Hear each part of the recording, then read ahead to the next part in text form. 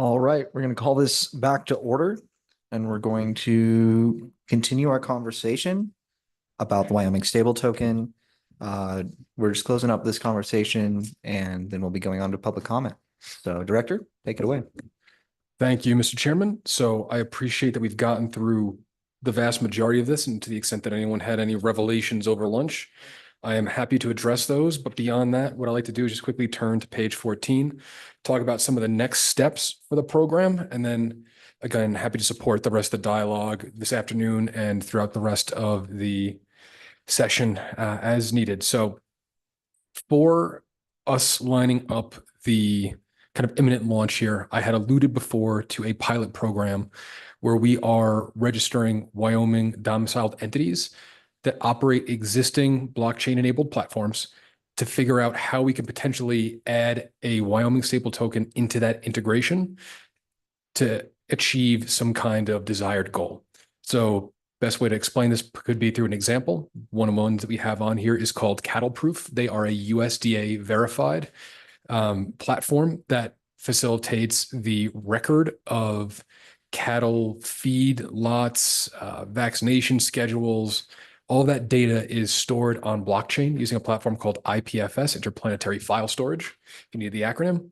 And they are already able to use that data to make some pretty important commercial claims. For example, when you sell your end product with that data attached to it, you can achieve roughly 50% more gain from, or higher revenues from selling your product with the data attached to it, because you have that kind of chain of proof for all of that information. They also have a marketplace as part of their platform, but that marketplace uses the traditional financial rails, ACH and wire. And sometimes as they're moving through that, they get stuck with 14 days of float in some instances. This is something where they've identified the Wyoming stable token as a potential inclusion on their platform, where you could take a 14-day float to a 14-second transaction, and probably for a fee that's lower than 14 cents as well. They testified about this at the House Agricultural Subcommittee on Community Markets for Digital Assets and Rural Development back in April. So that's part of the congressional record in DC now. And we are looking forward to working with that team to look into where a Wyoming stable token can again move value with data to make a cohesive use case and present that publicly to give people an idea of how a Wyoming stable token, which is kind of an intangible good at this point in time, becomes quite tangible when you start saving money or saving time with it.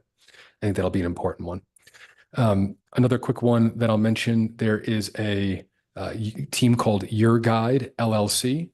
They're I believe the first DUNA that registered in the state of Wyoming.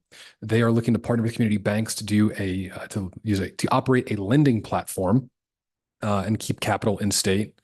Hashfire DLT is a contracting platform. You can think about that one kind of like DocuSign, but on blockchain, both for the sanctity of agreements. You can make sure contracts don't change, but also to automate the distribution of payments once a set of criteria on chain are observed.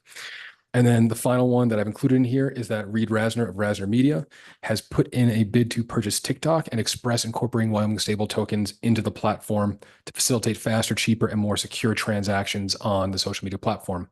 That one's interesting to me. Obviously, TikTok is a huge platform and there's quite a bit of discussion about it. But before I was in my role as the executive director of the Stable Token Commission, my blockchain-based startup was on real-time payouts to creators and royalties and making sure people were compensated for what they were generating money for platforms with. So that one makes a bit of sense to me. I do believe Mr. Rasner could potentially be here tomorrow.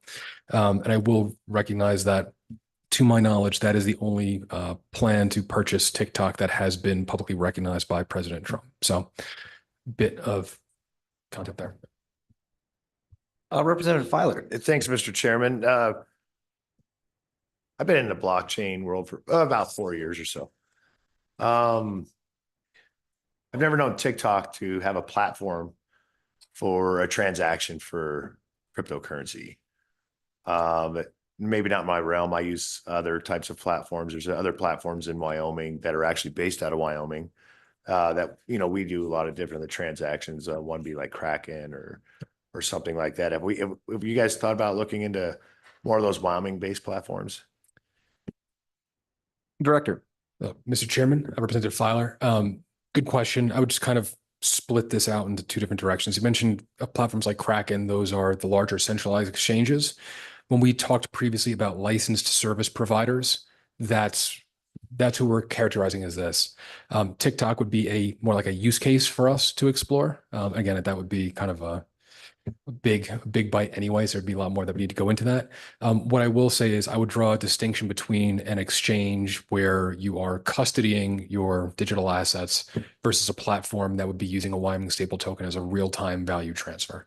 And so I think there's room for them all. Any other questions from the committee? Representative Yin. And Mr. Chairman, thank you. So maybe just to ask for the clarification, TikTok, I mean, I think you can buy things off of TikTok, I think is the use case, right? So it's a payment platform for people to pay to buy things that they advertise on TikTok.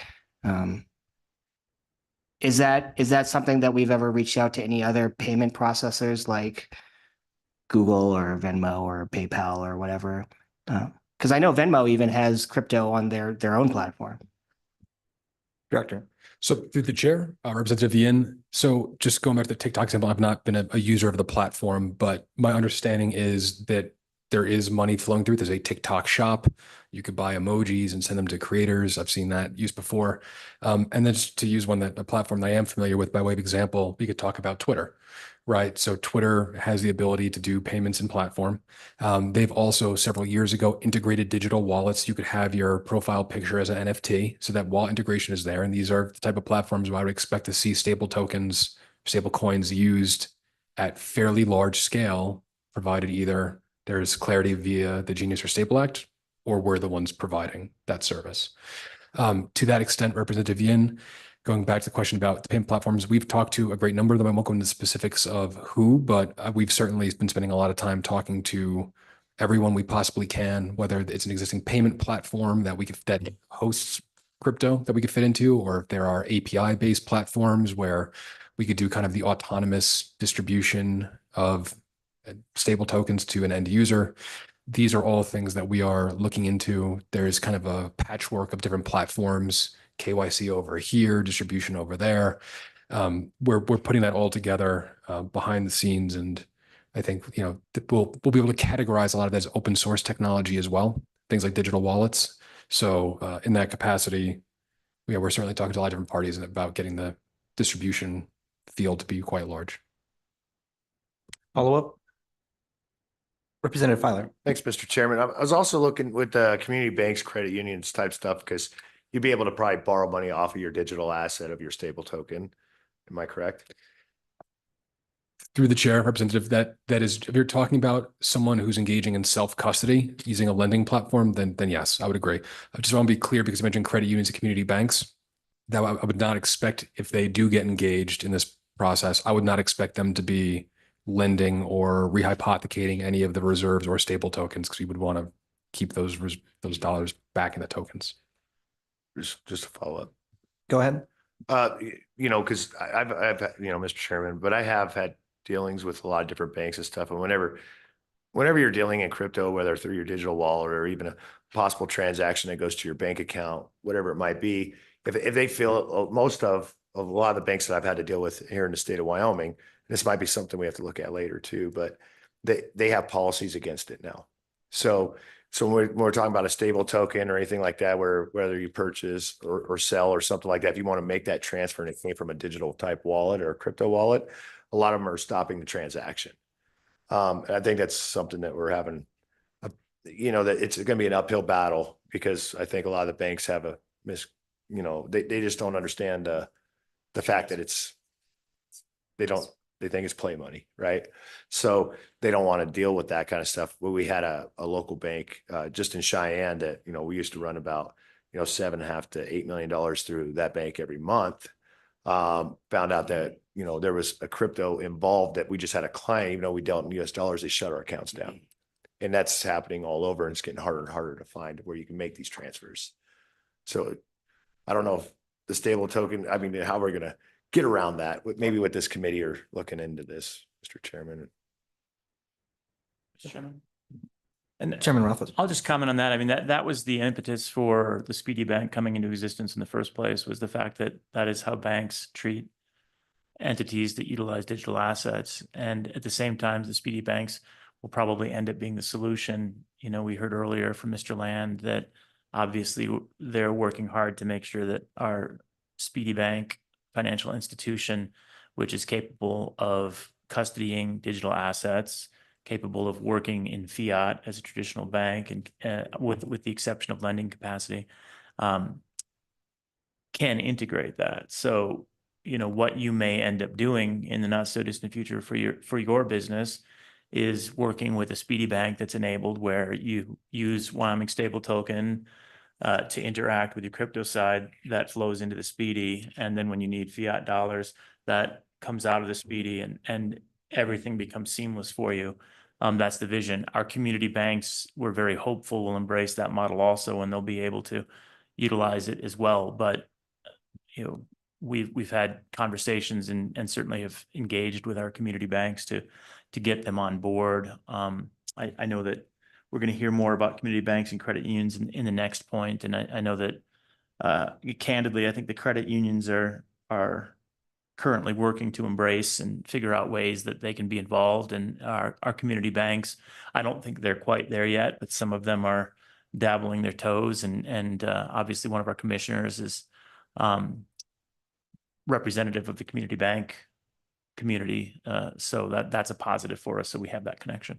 And, you know, I welcome the director and Commissioner Navas to, you know, guide us through that community banks and credit unions provision, because I think it is important that we have that relationship built. Director Apollo. Thank you, Mr. Chairman, Mr. Co-Chair, and Representative Filer. So going back to your point, what I would interpret that comment as being as part of Operation Choke Point 2.0, where crypto or digital asset related businesses have been kind of shunned. The legitimacy or lawfulness of doing that is now coming into question. There is no shortage of hearings about that. I've received outreach from members of the House Financial Services Committee about it. It's a big ticket, and I think we're already seeing the unraveling of that in real time. Laying that back onto the discussions around community banks, I know when I first started this role, I certainly had conversations with many of them to figure out how we could try to get them involved with the program. One of the things I've highlighted in the note that's in front of you is a great amount of trepidation around the guidance that was in place at that time from the Federal Reserve, specifically the supervisory non-objection process for state member banks seeking to engage in certain activities involving dollar tokens. That would have been 2022, 2023. Essentially what that guidance says was, if you want to get involved with digital assets, you need to spend your time and your money to create a controls framework that will give you 4 bullet points on what that should cover. And then maybe when you submit it, after all the work and effort goes into it, maybe we'll tell you if it's sufficient or not. And no one's going to bite that. But that was one piece of 4 pieces of legislation between the Fed and the OCC that has now been withdrawn under the Trump administration. So this has, and I'm to be very candid, I have received direct outreach from some of the community bank representatives that I've spoke to in the past who are worried about this, who have highlighted this and now said, okay, let's get the conversation started back up. So I think this is movement in the right direction. Certainly for the community bank side and for the credit unions. The other thing I wanted to point out was the legislation that passed in the 2025 budget session, the legislative session around public monies, deposits and credit unions, SF 0143, that now allows credit unions to take in public dollars. That's going to open this up quite a bit as well for us. So I think that's all positive progress. I've had conversations with members of both associations representing both community banks and credit unions recently to talk about our progress following what happened in this legislative session. And I'm looking forward to making some positive progress with them in June. Any other questions from the committee? Seeing none. Director, please continue. Thank you, Mr. Chairman. I'm going to wrap it up here. This is the last note on my next steps section, a report due to the Select Committee as well as the Joint Minerals Committee. This is a report I have to provide before we launch the fully reserved Wyoming Stable Token. It is somewhat broadly defined as a report on all actions taken under the Wyoming Stable Token Act. So not entirely sure what that is meant to entail, if that's like my 5 bullet points for the week, or if that's meant to be broader than that or more formal than that. That being said, I'm also hopeful that this document today has a good stepping stone to getting there, because, we do want to be fairly comprehensive about this. We do have, again, this lens on us, and we want to make sure that we're putting Wyoming in the right light and we're getting this done right. Co-chair, Rothfuss. Thank you, Mr. Chairman. Yeah, and I think this report is very much appreciated. This is an excellent update and we're very thankful for it. I do think this is exactly the basis of what we're looking for, where, you'll be able to fill in the details of once we have all the contracts in place, the implementation of those contracts, and then I think we'll be good to go to final timeline. Hopefully based on that, we've got our July meeting. So perhaps we can get this report filed and accept that report. That will then meet the statutory requirement when we accept that report. And I honestly don't know whether Minerals will want to receive that report at the meeting, or if they would just be interested in receiving the report, and then we can be the ones that accept the report and they receive the report as a committee. We can kind of look into that. That might be something for us to chat with the co-chairman Heiner and Chairman Anderson about. But I think what are our dates in July? July 10th. That's probably perfect, right? That seems like a good time to know, maybe. Well, Mr. Chairman, Mr. Coach, if we do intend to launch on July 4th, July 10th would be downstream of that, or perhaps we launch at the select committee meeting. If you want to, if we want to launch on July 4th, then yeah, we can. Nothing says that we can't accept the report in an electronic copy. That would be just fine. So don't worry about that. Don't let us hold you back by any stretch of the imagination on launch date. Thank you, Mr. Thanks, Mr. Co-Chair. Chairman. All right, Director. Mr. Chairman, I think I've said more than enough. If any of the other commissioners on the call would like to add anything as I a think final we're note. Other than that, I know Commissioner Pope's been waiting in the wings Yeah. to speak for a while, so. I think All we're going right. to go to Commissioner Pope. Yep, Commissioner Pope, please. Thank you, Mr. Chairman. Thank you, committee. I'm David Pope. I'm a CPA licensed in Wyoming and Colorado. I'm a chartered global management accountant, and I'm one of 3 governor's liaisons to this committee. I'm also one of 4 appointed commissioners within the Wyoming Stable Token Commission. This is my 8th year working on blockchain initiatives here in Wyoming. And I have to tell you, every year I look forward to coming back to this committee, and every year I look forward to what we do. Each and every one of you are extraordinarily important to this, and I love the relationships we've built and the work that we've done. So thank you, everyone. I'd like to backtrack just on one issue with Mr. Land's presentation and discussion this morning on the reportability of stable tokens and those transactions. I reached out to him, and he's invited me to submit a letter that then could possibly be used as a basis to go to the IRS and work with the IRS on rule changes. And I'm wondering if this committee would be interested in helping author that letter, or helping in that effort, because I think coming from the select committee would be powerful. And so if there's any interest in that, please let me know, and I think we can work together to help Mr. Land achieve that rule change. So that's really the only thing I'm going to backtrack on. But I have a friend who's a rancher, and he lives out west of Cheyenne, and he's been a rancher forever. I've known him for 30 years, and he talks all the time about the 4 big meat processors that control 80% of the beef market, and how they can basically set through their control, the prices that ranchers get. And even worse, they import beef from foreign countries, and there's no country of origin marking. So there's no way to even show that what he loves to do is being represented in the supermarkets here. One of the use cases that Director Apollo mentioned, the cattle proof use case, will actually help that, because once you put things on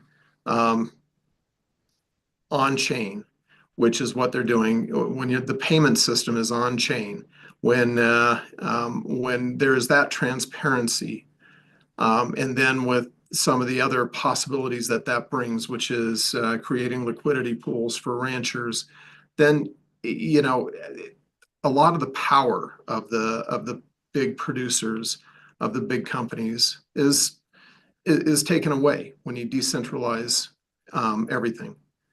So what we're doing matters. It matters greatly to both Wyoming and the world, frankly. And you asked about the TikTok use case. TikTok has been justly criticized for a lack of transparency and collection of information improperly. And if just their payment system is put on chain and goes through the Wyoming stable token, that's one step toward transparency in the larger sense, which I think that's what this represents. And that it also, I think they project about $1 trillion worth of transactions within TikTok. If that's the case, that helps Wyoming tremendously. So again, we are looking at use cases that matter not just on a monetary level for the state, but to the world, and that's part of the magic of what we do. So keep all of that in mind as I'm going through the materials that I gave you. So I've divided my presentation in 2 steps, and I'll try and keep it quick and efficient so that we can get through it. But really, there are 2 sections. The first one is how we can take the existing stable token and make and use it more fully and increase adoption of it. Because the longer the stable token, each individual stable token is in circulation, the better it is for Wyoming. The longer we have before it's redeemed means the longer that it is investable capital. And those investments right now are at 4 to 4.5% with U.S. Treasuries. Going back to 1990, they've averaged 3%. So, and you take a 3% of $1 trillion, set aside our 2% buffer, and it's significant capital that could be returned to the state of Wyoming. So we all knew that when we went into it. I just wanted to restate that because now we're looking beyond the initial release and into how do we now keep this within the ecosystem of the stable token.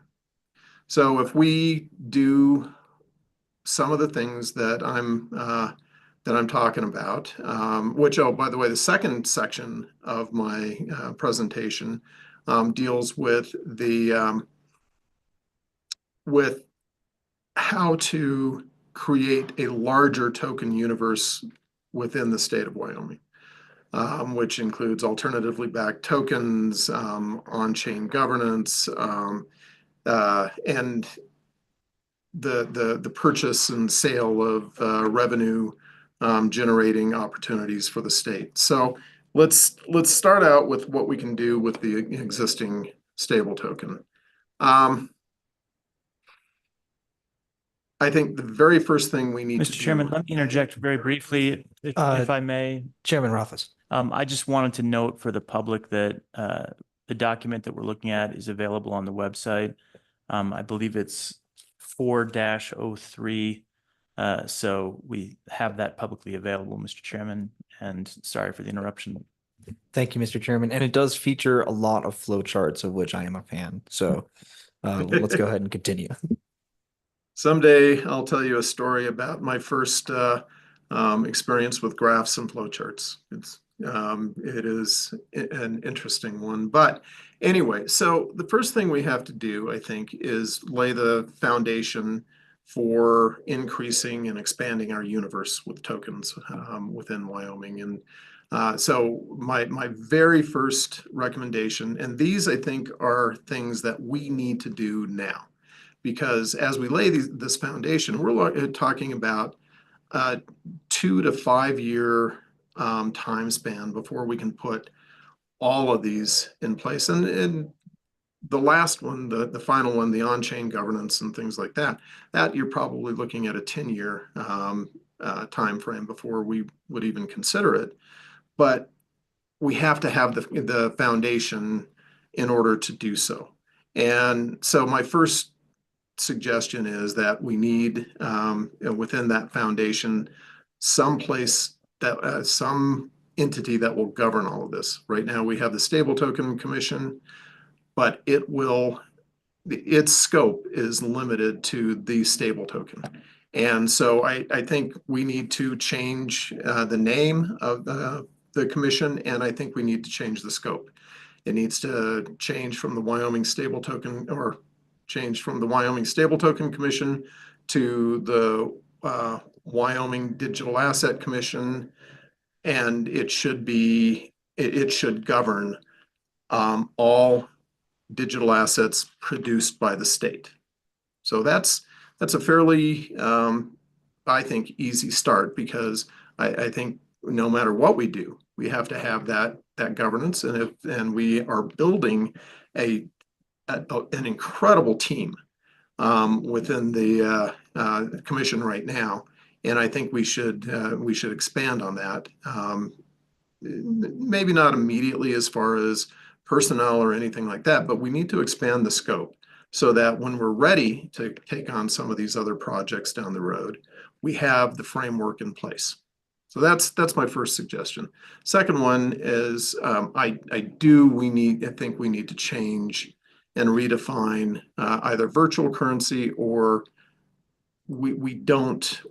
I think we need to change how the stable token is defined right now. It's defined as a virtual currency, and I don't believe it is. I believe it is more akin to a consumer token because it allows the holder to redeem it for $1. It is not truly a currency. If people wish after the fact to use it as a currency, then that's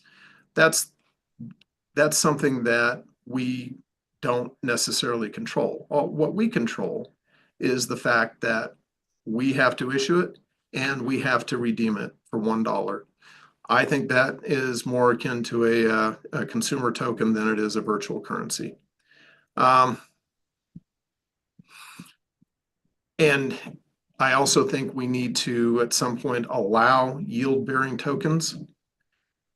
I think that should be done sooner rather than later. And if we need to put some sort of limits on it so that we can study it or undertake the study of that, so that the committee and the legislature can be comfortable with the operational side of it, that how we engineer it, I think that's fine too. But I think it has to happen pretty quickly so that we can make sure that the stable token is competitive in the marketplace.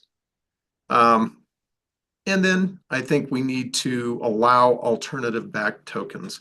That's the number one comment I got from legislators, was that that there were a number of them that wanted gold backed tokens. That's an alternative backed token, and I'll go into that in a couple of minutes on how we can achieve that and the different ways that we can achieve it. But I think the statute now doesn't allow for it. If there is another statute that allows it, then I'm not aware of it, but happy to hear about that. Again, I think we either need to write legislation that that allows for it, or we need to begin to study legislation that allows for it. So that's what I feel needs to change on a legislative basis right now. And that would, I think, would create the framework under which we can move forward and expand the use of of our current tokens. The next section that I talk about is state government use of the stable token itself. Again, once we achieve a captured economy or a cyclical economy of stable tokens, that can only help the state because the investable capital stays invested longer, and we want to maintain that. The other benefit that if the state government does some of these things that I'm going to suggest, the other benefit is that it helps businesses within Wyoming become digital ready, which means it helps them become ready to transact in stable token, transact in cryptocurrency, gets people comfortable with the use of digital tokens. And as we will hear later on from Brendan Marr, things like digital signatures and cryptographic signatures and stamping and all of that. Wyoming businesses right now aren't prepared for this revolution that we're talking about. And I think that this will definitely help them to become prepared. I think that the state should we should make vendor payments in stable token. A couple of ways we can do that. I think we should accept tax receipts in stable token. I think fee receipts in stable token. And look at down the road making social services payments in the stable token. It's faster, it's cheaper, it's easier, and a lot more efficient and a lot more traceable when we use the stable token. I saw a stat. And I can't verify the origin of the stat that Singapore did a study and projected a significant increase in auditability of transactions and efficiency in transactions when cryptocurrencies and digital assets are used and moved. So I think if we did this and started out with vendor payments and tax receipts, I think we would go a long way toward developing this cyclical economy that keeps the stable token in circulation as long as possible. Sample way of doing it would be with vendor payments. You start out with a test mode where vendors can sign up to receive the stable token as a test. We work through all the logistical difficulties, and then we open it up and begin requiring larger vendors to accept payment in stable token, and then move toward general acceptance. That may take some time, but I think we need to begin almost immediately looking at that within the state. And I don't know if we have to pass directive type legislation to cause it. I have not looked at the engineering side of this to see what kind of funding we'd have to provide, but I believe just the transparency alone within the payment system would most likely justify some of the expense incurred. So that's my first goal with the vendor side, is to just begin that process and work through this committee to figure out how that process happens. I'll pause there for some questions because those are my thoughts on expanding the current token universe, or the stable token universe, and figuring out where it can go from here.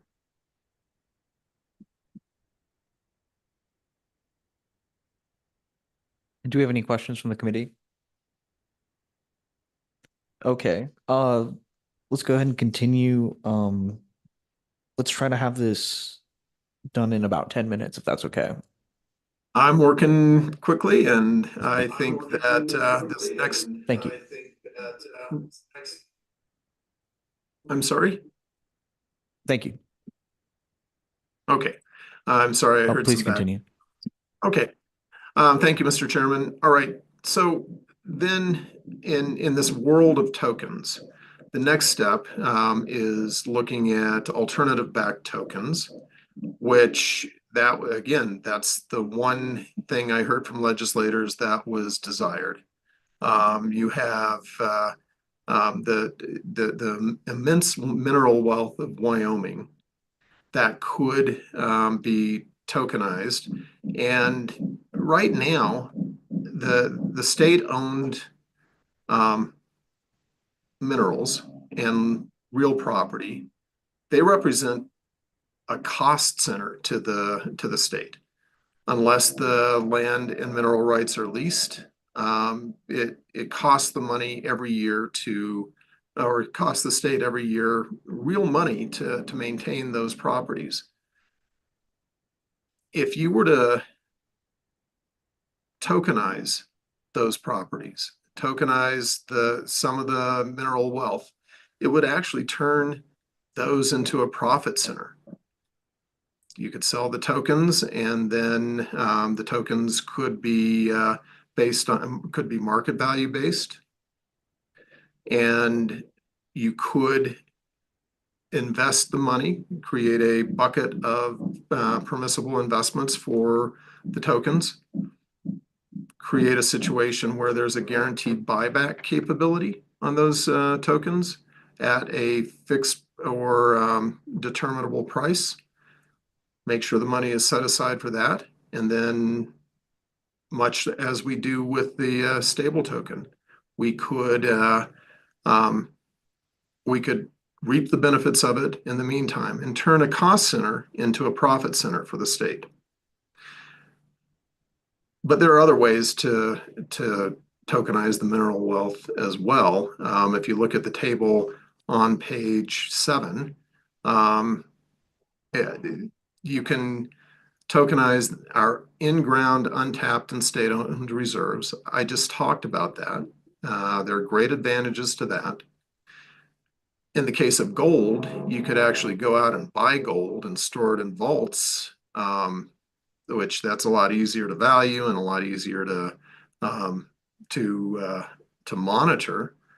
But there are significant disadvantages to that as well, and I list those: the cost of storage, the security, the buy the storage versus the build the storage, and there's a much longer and more difficult setup process for that. Then the third way that we could accomplish the alternative backed tokens is through certificates and trust, where the reserves are owned and held by a third party. The advantage to that is right now the Stable Token Commission is creating great relationships with vendors like Franklin Templeton that we could leverage those and move into this type of alternative backed token very easily. Couple of disadvantages to that, but one of the big things would be that we would be the second or third intermediary in that process. But it is still possible, and it is still possible for the state to profit and gain off of that type of relationship as well. I foresee that in that instance, the state would require that would be a fee-based transaction as opposed to right now where we don't anticipate charging fees for the issuance of tokens. But that, again, that would be something where we would have to discuss the logistics. Next section that I talk about is tokenizing our revenue streams.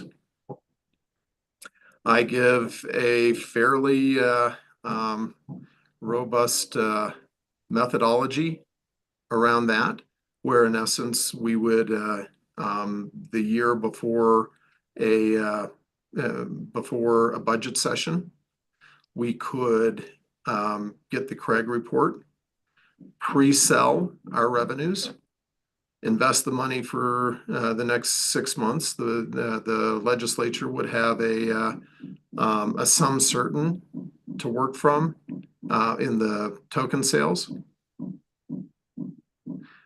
The money would be invested for 6 months and then metered out to meet its obligations over the following 24 months.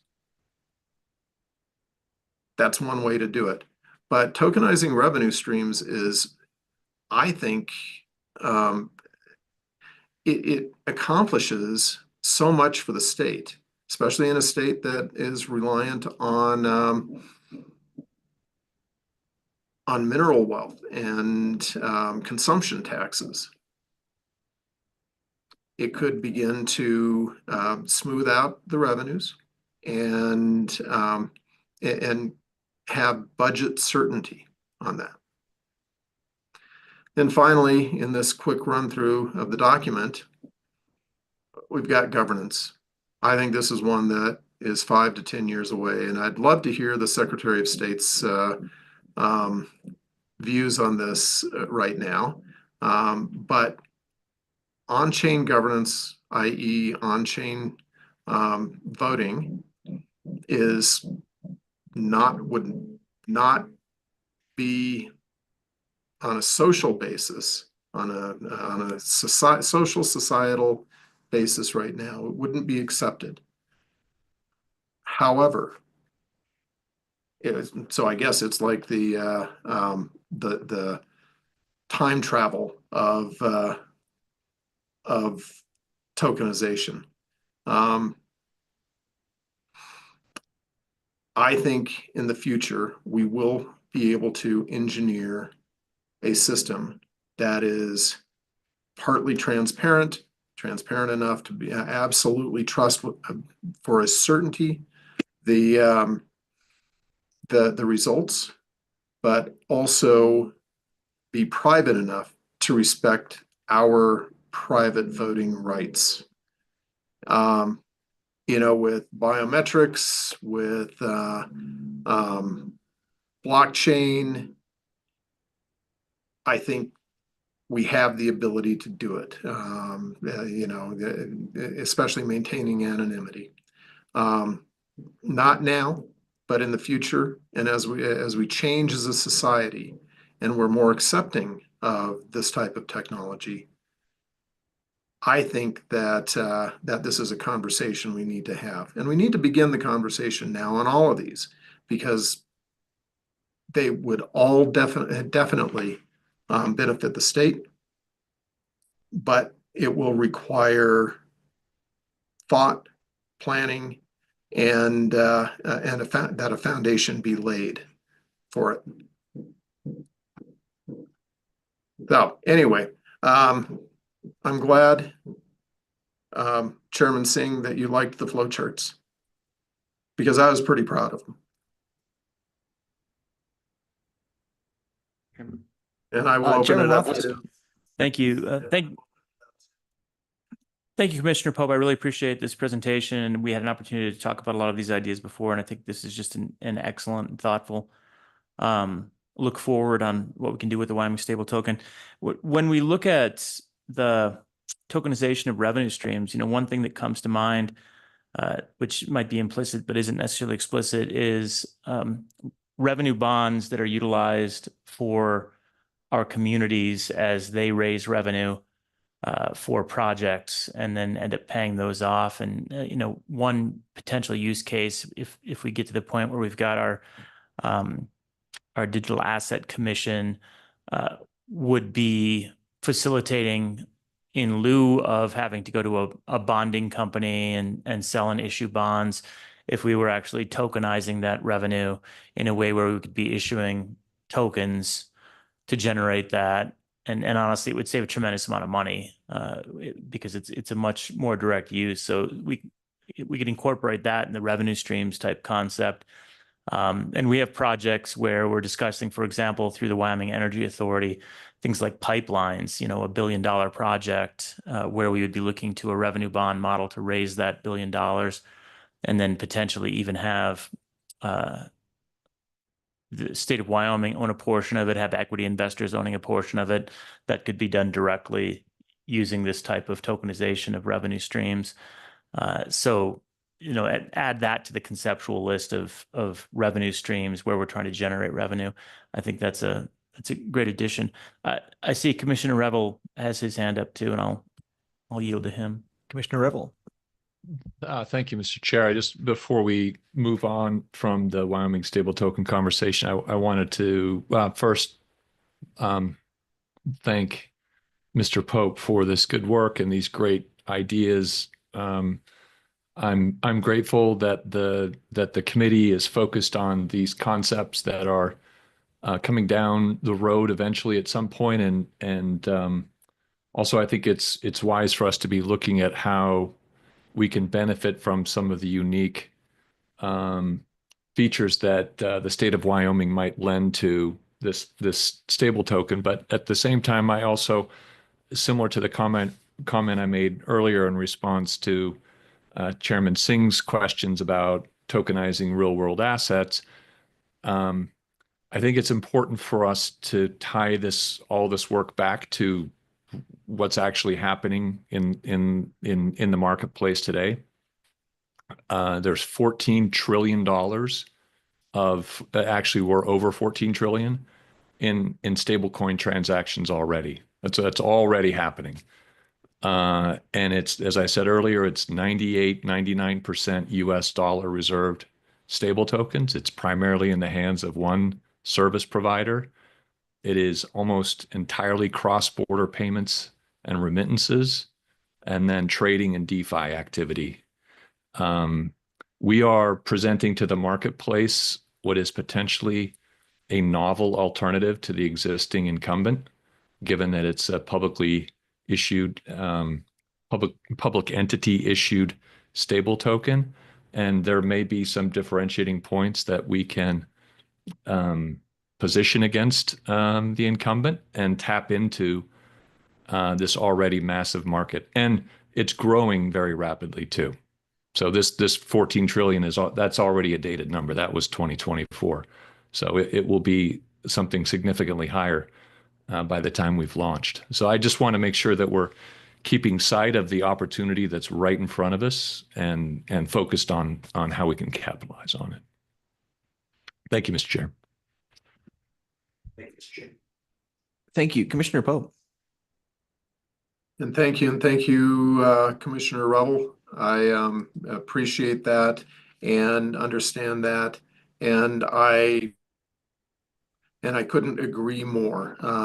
We have to make certain that what we offer has market differentiation, has market acceptability, and that we do the job that we need to do in getting it out the door and accepted.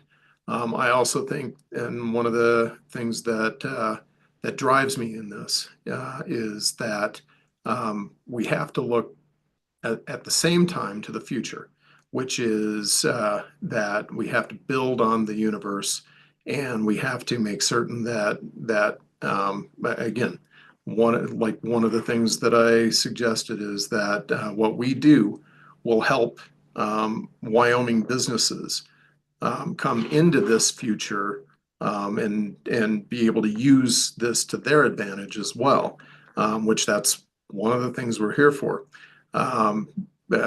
Chairman Rothfuss, your comment about revenue bonds and other securities that are being offered currently by cities. Just as an example, there was one city in Wyoming about 20 years ago built a parking structure and issued a bond for that. The money they got probably there's a fixed percentage of it charged by the bonding company, but really when all was said and done, probably 20% of the money that came from that bond went away in legal fees and marketing fees and all of that. And this presents an opportunity to do essentially the same thing at a greatly reduced cost, greater speed to market, and greater amounts of money eventually going to the projects that really matter to Wyoming citizens. So there are lots of reasons that we have to begin this conversation now. And I think that's where the theory side meets the engineering side. And we have the commission to complete its work on the stable token. And we have the select committee to begin working on drafting the future. So that's where I come down on this, and why I'm bringing all of this up now is because as you see in one of my scenarios, we're 3 years away from issuing the first revenue token within Wyoming, and that would be on a test basis because that would require being in a budget session, then beginning the process this budget session by enabling the test, which would be then 2 years during the next budget session. So we are years away from accomplishing much of this, but the actions need to take place starting now if that's something we as a state want to do.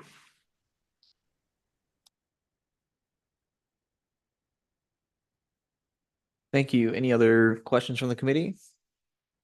Seeing none. All right. Thank you, Commissioner Pope. We appreciate the work that you put into this. So the next on the agenda will be public comment. Do we have any public comment? Yep, Mr. Chairman, we have Mr. Maher online. All right, let's welcome Brendan in. Mr. Maher.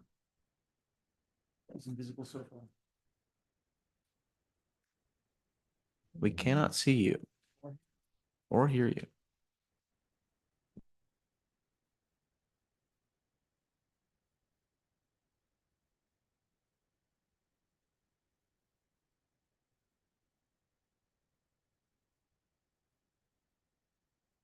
All of the money stays with you?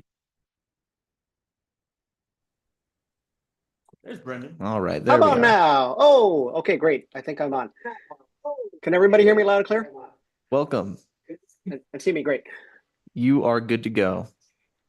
Thank you, committee, Senator Rothfuss, Representative Singh, and new committee members. I'll try to be short, as I know I'll be speaking later today.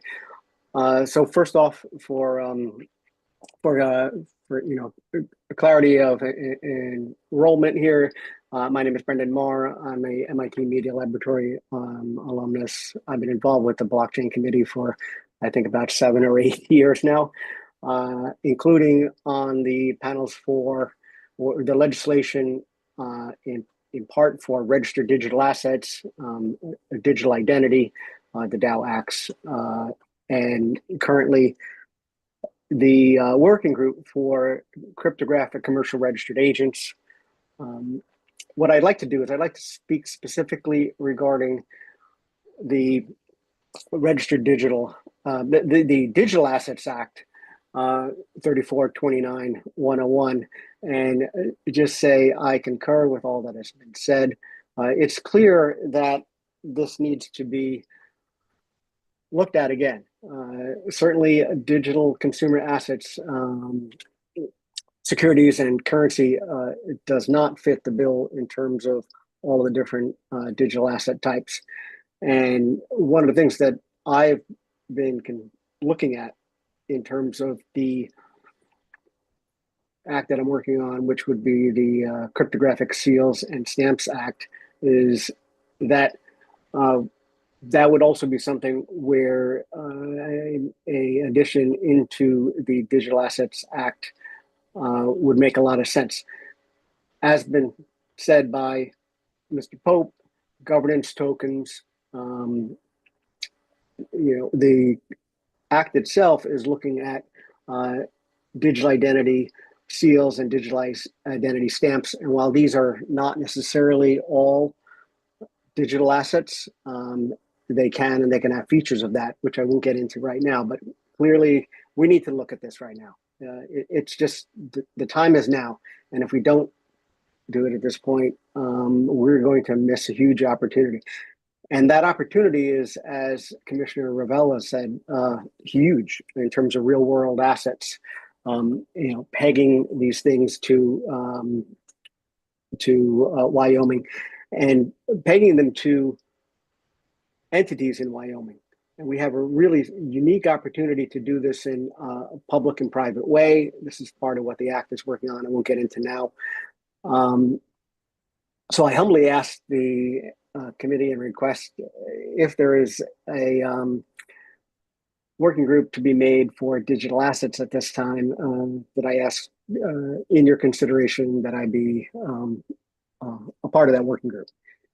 It is very important that we look at these things at this time. I'll take questions.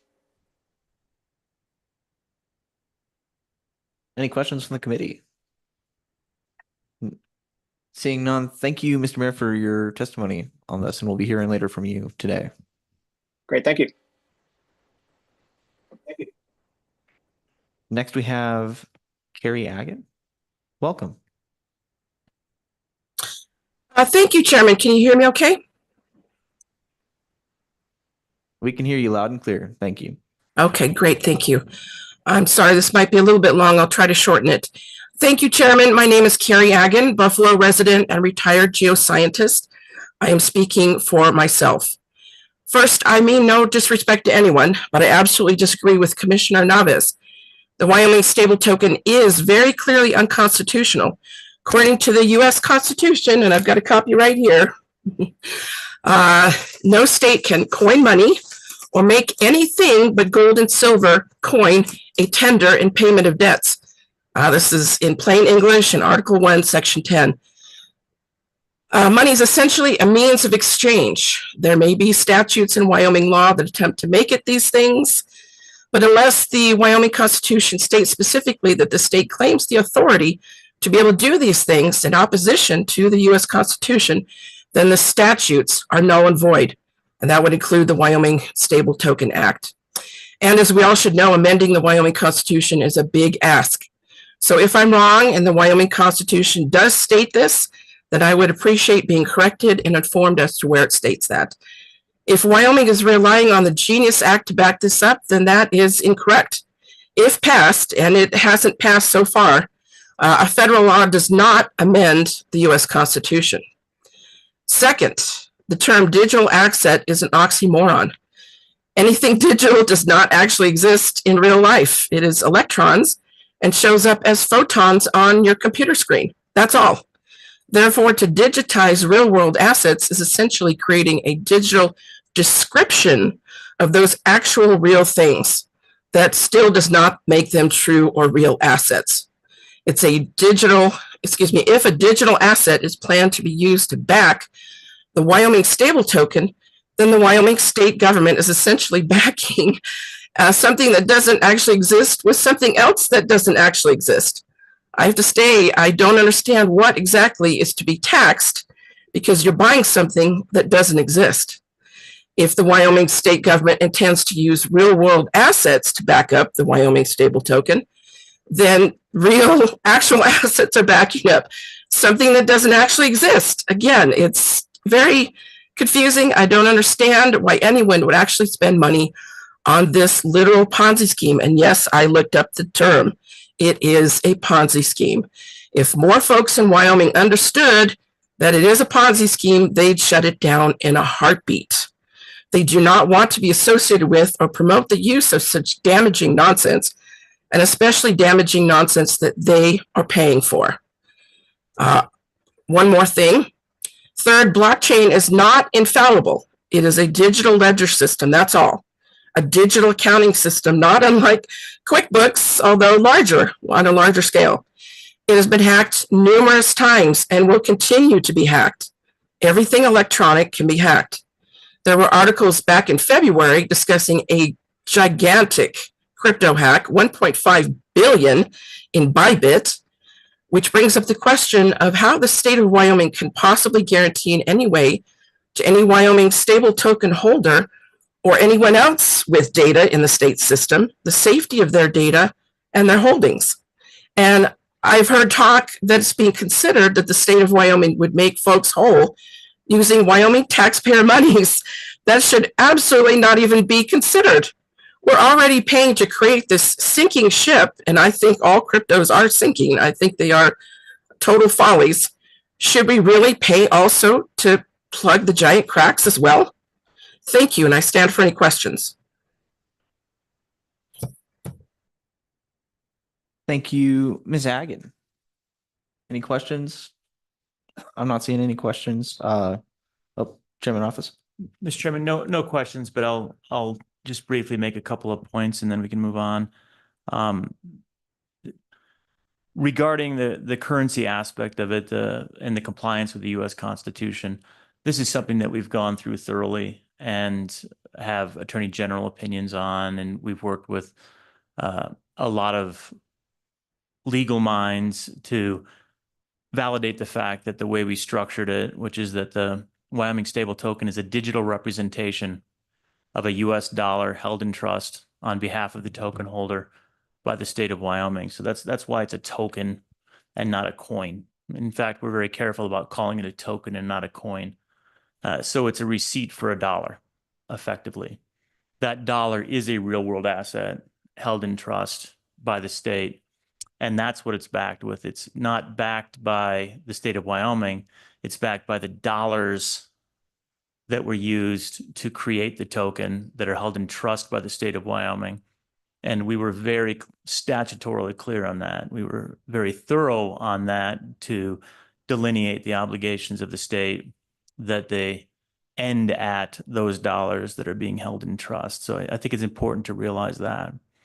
Again, the idea that it's a Ponzi scheme in concept is the idea that you're using future funds to pay for current funds and that it doesn't actually have the assets backing the token itself.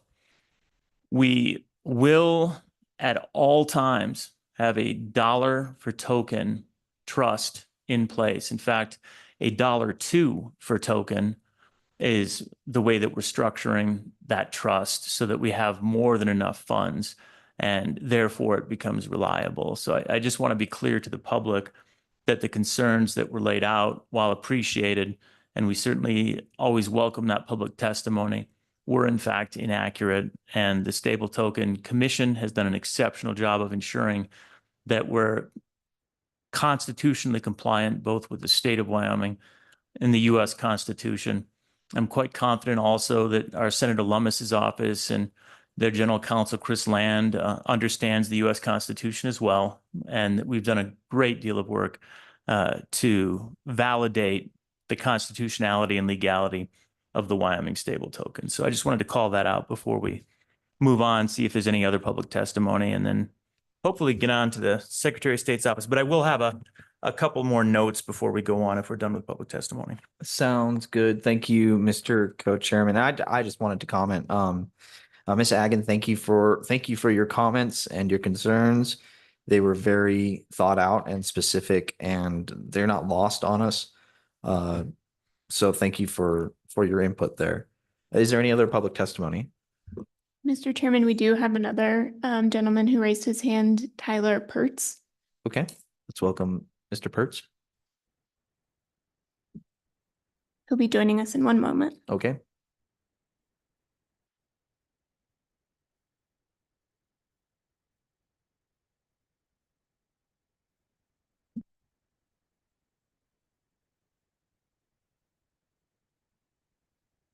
Sorry, I'm not real technical. Thank you guys for hearing me. Can you hear me now? Welcome, Mr. Pertz. Can you just state your name for the record and then continue? Yeah, my name is Tyler Pertz. So Thank you. Please go ahead. I just wanted to make just a comment that, you know, I'm very pro Bitcoin. I worked in the power energy generation industry in Gillette, Wyoming here for 15 years. And when I learned about Bitcoin and how it works, I really believe it can improve efficiency of our power grid.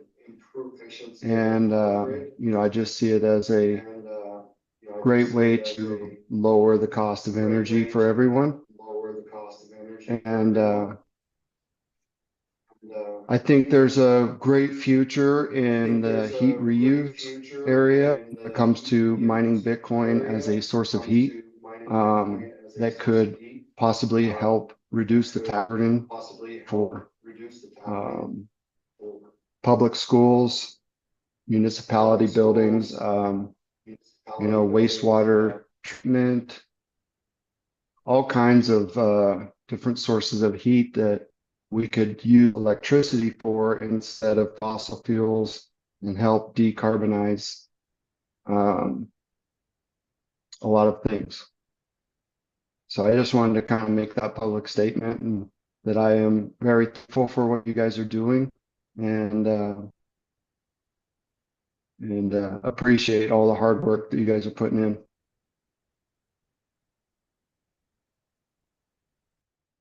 Thank you, sir, for that testimony. Is there any question? Are there any questions from the committee? Hearing none. Well, thank you again.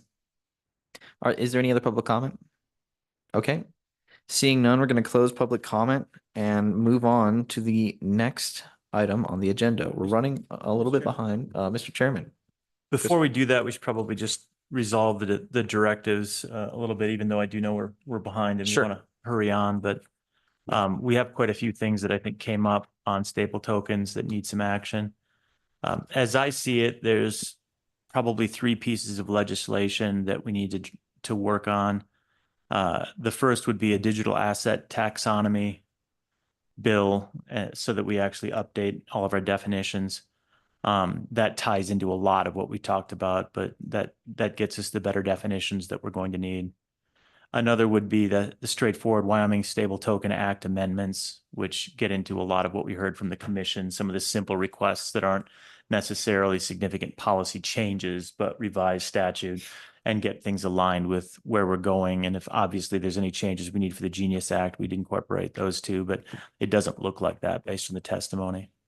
And the third, because it's new policy, would be an asset-backed token act, where I think in that legislation, we wouldn't want to change anything that exists right now in any way, but we would want to add new powers to perhaps what we would call a digital asset commission at that point in time, and ensure that they're capable of working in the asset-backed token space, but without amending in any way their current powers in the stable token space.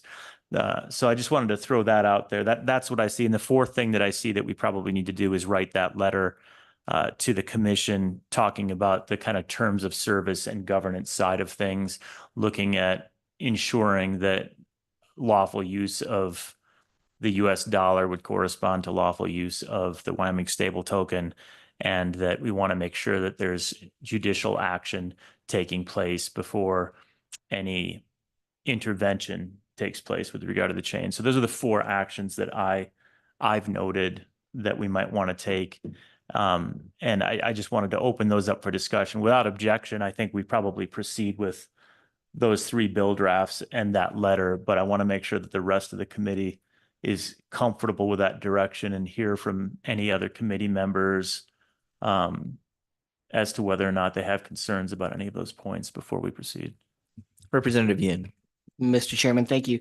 I generally supportive of most of that. I think the only one that I have concern over is asset-backed tokens. I think the business case for the stable token was a slam dunk, easy. Even though I thought it was easy to sell, it was still hard to sell in the legislature. So when the cost benefit analysis changes, I think for all of these asset-backed tokens where there's still a lot of unknowns, maybe we need to figure out what the scope is for some of that more before we have a bill draft. But if we have a bill draft, I think that's still fine. We can have that discussion. I just, may not support it until we have more info. Commissioner Pope. Thank you, Mr. Chairman, and thank you, Chairman Rothfuss, as well. I believe there are two other items that we may want to consider. One is, at the very least, a study or working group on the revenue tokens, so to speak. And then the other one, Representative Yin, I'm happy to put together use case and business case scenarios for the asset-backed tokens for our next meeting, so that we can have a broader discussion if we want to kind of funnel things down to just that. I think my 15 minutes of fame can concentrate in one area, and we can more fully explore those if you're more comfortable doing that. I'm happy to do that. Or if Chairman Rothfuss, if we decide to proceed forward with legislation, I'm happy to support the discussion of the legislation in the next one with a better discussion just specifically in that area, because I think it's vital that we look toward those. And I believe that there is a business use case or a use case for the state that would provide significant revenues.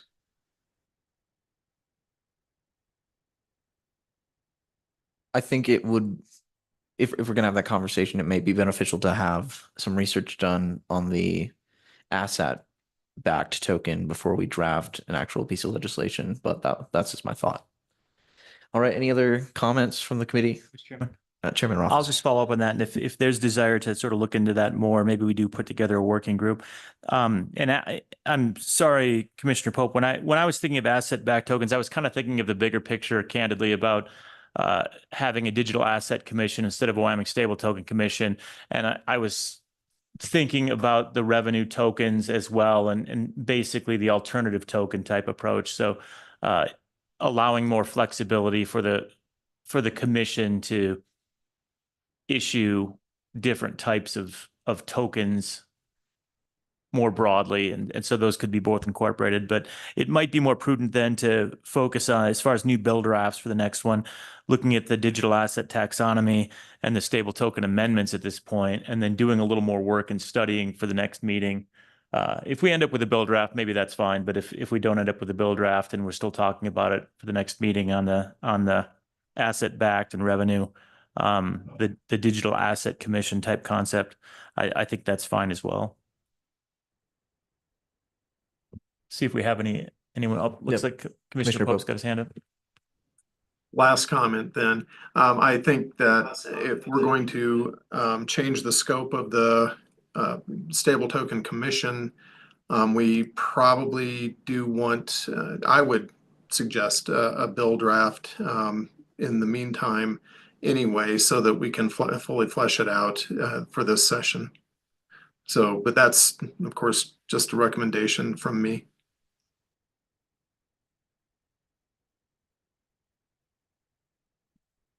All right. Well, that was a motion, Mr. Co-Chair. Yeah, so without objection, I think we should go that direction and just see if anybody has any concerns about going in that direction with and I'm happy to modify it so that we spend a little more time working on the asset-backed business cases and looking at revenue ahead of the next meeting, rather than focusing on getting to a bill draft. But if a bill draft ends up coming from that working group effort, that's probably okay. So just make sure everyone's comfortable with that direction. We need a second on that, Mr. Chairman. I just said without objection. So if anyone wants to object, we'll have a formal motion. Do we have any objections? Hearing none, we'll proceed with those things as a result of our action on the Wyoming stable token. Right on time, Right up. 2:27, Yep. 1:30. Right on time. We are at the Secretary of State's office with digital asset registration. Is the Secretary of State available? Mr. Chairman, yes, they are online. Excellent. Hello, how's everything going? Hello, Mr. Secretary. Good to see you. Great to see you. There's a little feedback Sorry we're running there. a bit behind on you. Yeah. Well, great to see you. Good afternoon, co-chairman, members of the committee. I'm Chuck Gray, the Wyoming Secretary of State. Today, I'm joined by Colin Crossman, the director of our business division, as well as Joe Rubino, our policy director and counsel. First, let us begin with the chairman's indulgence on the first issue we were asked to testify regarding, which is Digital Asset Registration Act and corporate filing system updates. Should we begin with that? Please continue. Thank you. Mr. Chairman, as the committee requested, our first topic concerns the Digital Asset Registration Act, and then we'll move on to some updates for the committee on our corporate filings. For the Digital Asset Registration Act, as the committee is aware, the passage of Senate Enrolled Act number 95 from the 2023 legislative session provides for the registration of digital assets with the Secretary of State's office. In accordance with the act, our office promulgated rules for its December 1st, 2023 implementation. Once these rules became effective and our filing system went live, we began receiving digital asset registrations in accordance with the legislation. As the committee will note, in regards to who can file with the Digital Asset Registration Act, the lawful owner of any digital asset or the lawful owner's agent may register the digital asset with the Secretary of State's office. The applicant shall be a resident of the state of Wyoming if the applicant is a natural person, or incorporated or organized in the state of Wyoming if the applicant is a business entity. To register as a digital asset in Wyoming, you must be either the lawful owner or the lawful owner's agent to register the digital asset, and must acknowledge that no other person has a current valid registration of the digital asset in Wyoming or in any other jurisdiction. The lawful owner must have control of the digital asset at the time of application, and you need to be able to agree to having read and are compliant with the statutes relevant to registering a digital asset. The registration fee is $500. I'm going to have Mr. Crossman give an overview of the number of digital asset registrations we have received since registration went live. With your indulgence, Mr. Chairman, could we go ahead and have, could Mr. Crossman address you? Thank you, Mr. Secretary. Mr. Crossman, please continue. Thank you. Thank you, Mr. Chairman. So right now we have received a total of 20 registrations. We've actually had 26, but 6 of them were canceled because it was early stages and the individual who was doing it didn't quite do it right. So that was that individual working through it. But so we have 20 active digital asset registrations. As to how many digital assets that represents, that is difficult to say. Our regulations and the statute does contemplate that a single registration can cover a family of assets or a single asset. So it may be that those 20 registrations cover significantly more than 20 individual assets.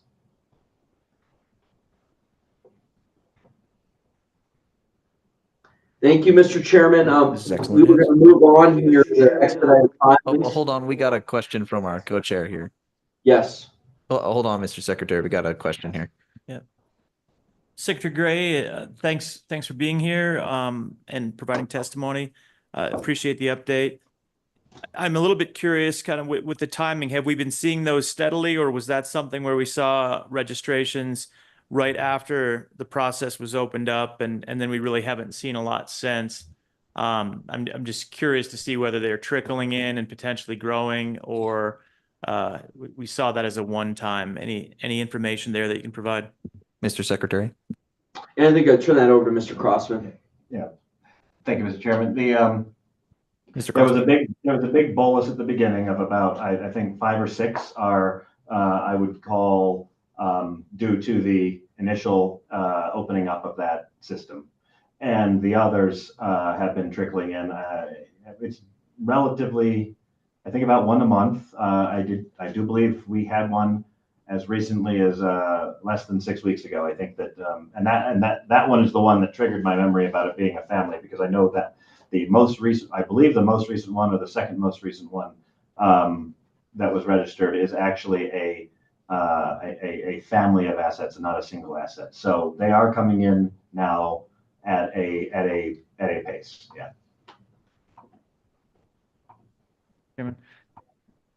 Senator Rothfuss. Thank you, Mr. Chairman. And just, for clarity, for those that might not be familiar with the Digital Asset Registration Act, the key concept there is to ensure that a digital asset represents property that is owned in Wyoming, and that digital asset registration designates it under Wyoming property law in such a way that you'd be afforded access to Wyoming courts, Wyoming legal system, Wyoming statutes, as well as the Chancery Court in the state of Wyoming. So we established it in that way, knowing that while and particularly with setting it at a $500 registration fee, not every digital asset will need to be registered in this way. But if you have digital assets of substantial value and you want to utilize the Wyoming system, this gives a clear opportunity to access our property rights legislation and judicial system. So, Mr. Secretary, we appreciate the work that you've done to implement that, and look forward to continued growth in that market space. Thank you. Thank you.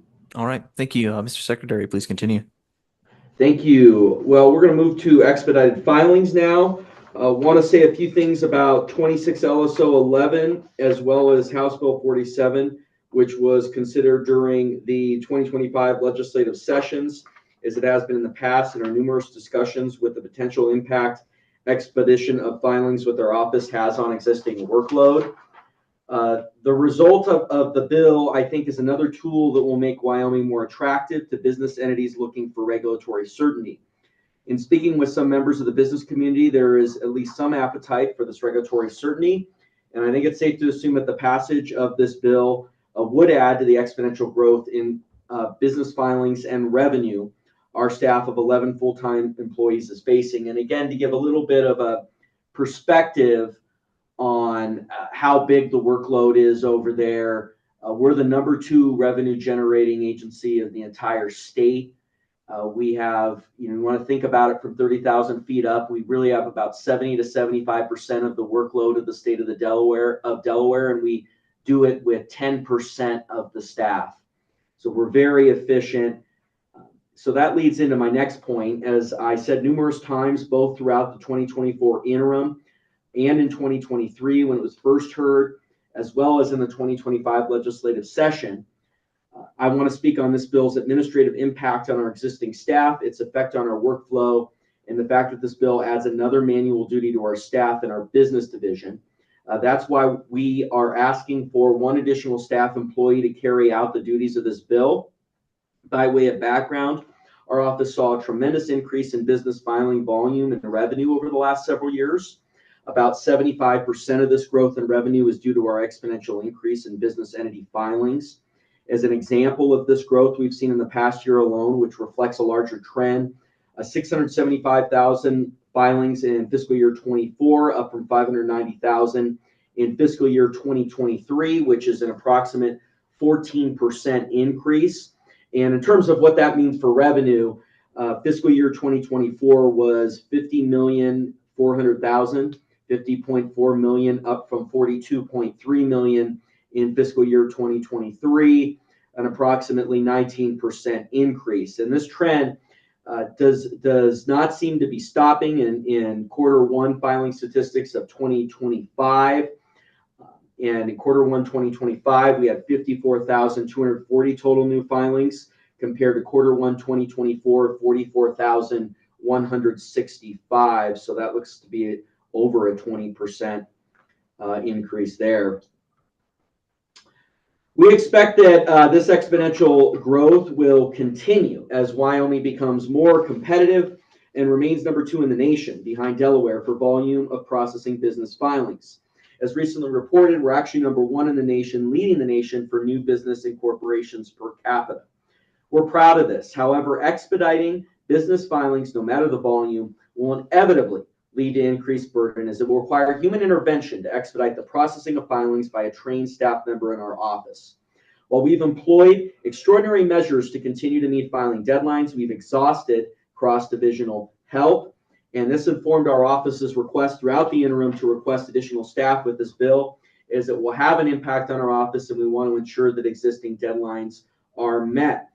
House Bill 47 of the 2025 legislative session was amended to include this.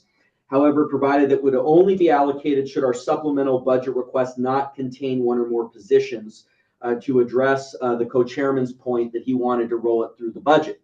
However, when the budget failed, then that provision kicked in, but the conference committee, which included members of the committee, including the co-chairman, did not agree that we should receive the one position.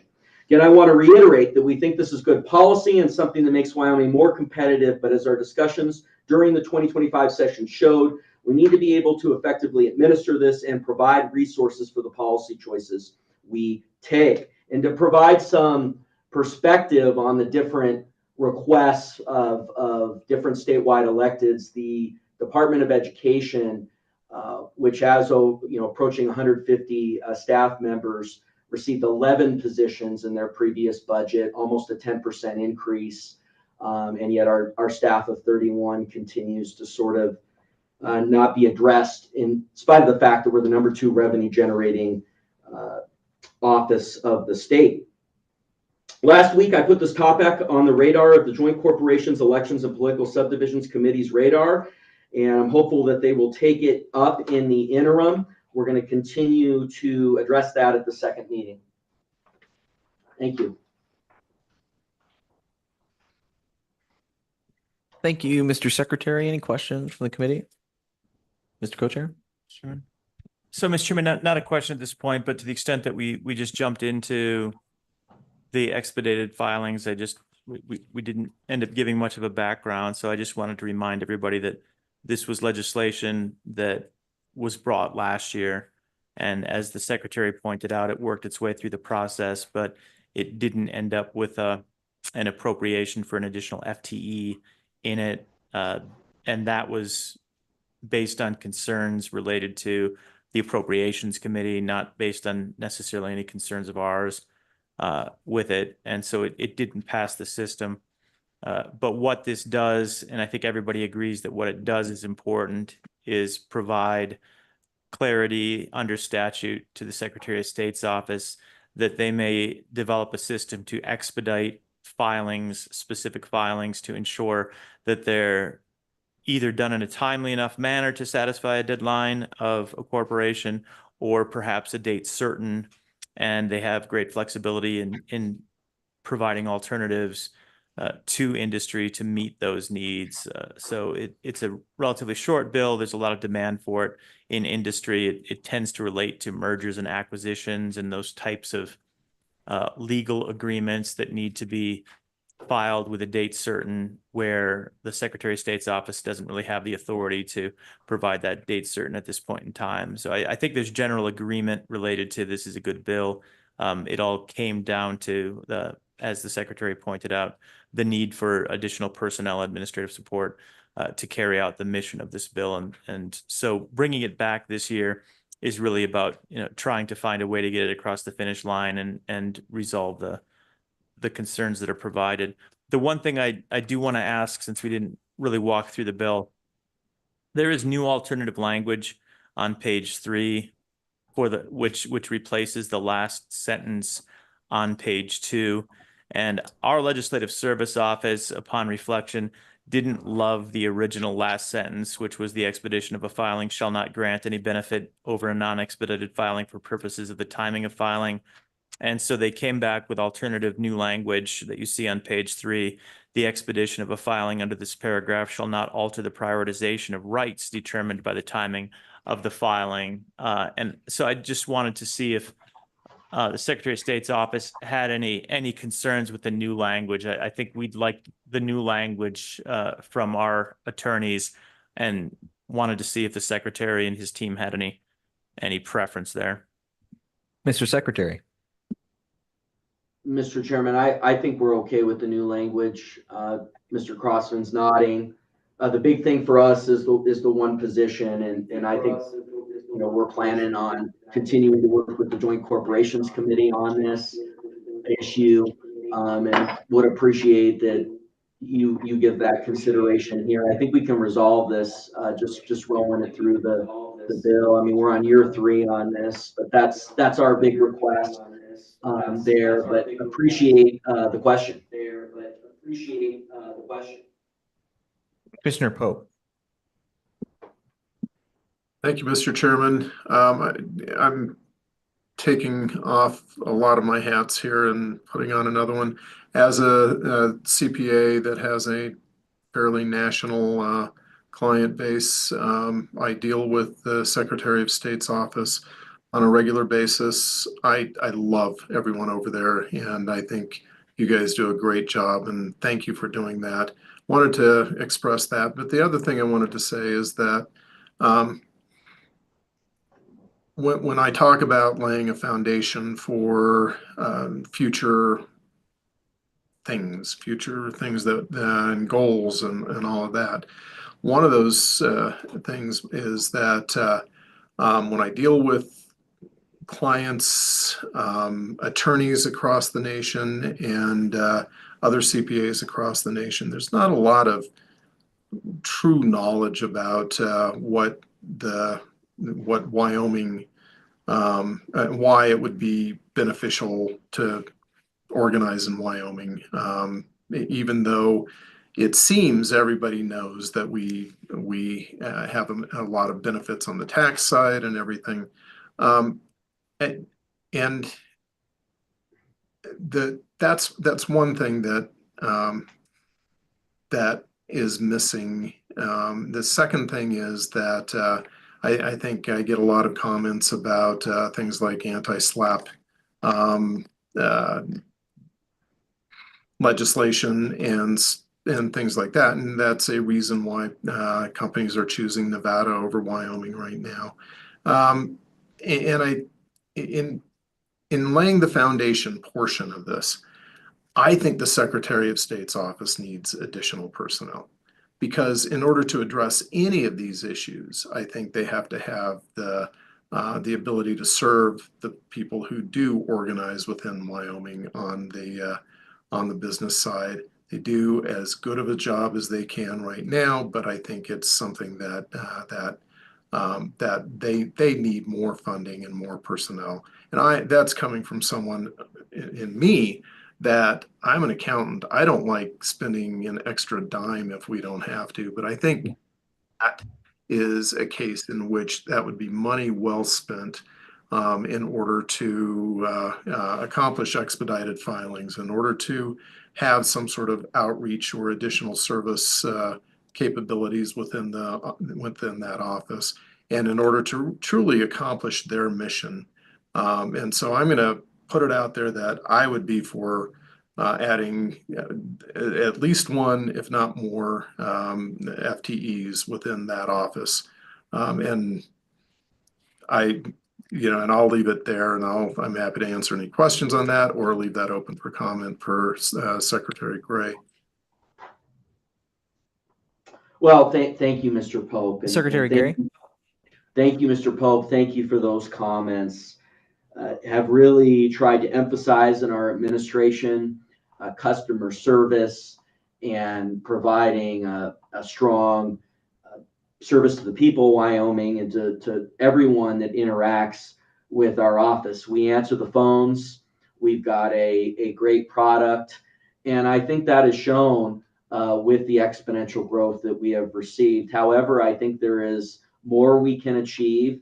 And candidly, I think that the resource issues that we've had in the communication with the legislature in over the last 2 years has been a challenge that we've largely overcome, but it is something that I think that in terms of reaching our full potential is something that needs to be addressed. So I appreciate those comments and agree with them.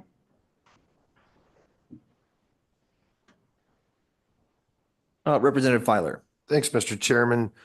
Mr. Secretary, it's kind of a two-part question. One is, what's your anticipation all this goes through of, maybe how much of these expedited filings are going to, if you got a rough idea with you traveling around talking to businesses, how many of these filings do you think you're going to receive? And also, I'm one of those I'm kind of more of an efficient type person. And if we're going to have something like this, one FTE, they go on vacation, something happens. And if this is what their main job is, I think we need to look, Mr. Secretary, and you know your staff better than anybody else, but would it be better to maybe look at maybe 2 FTs and not just 1, depending on how many of these filings we're expected to get?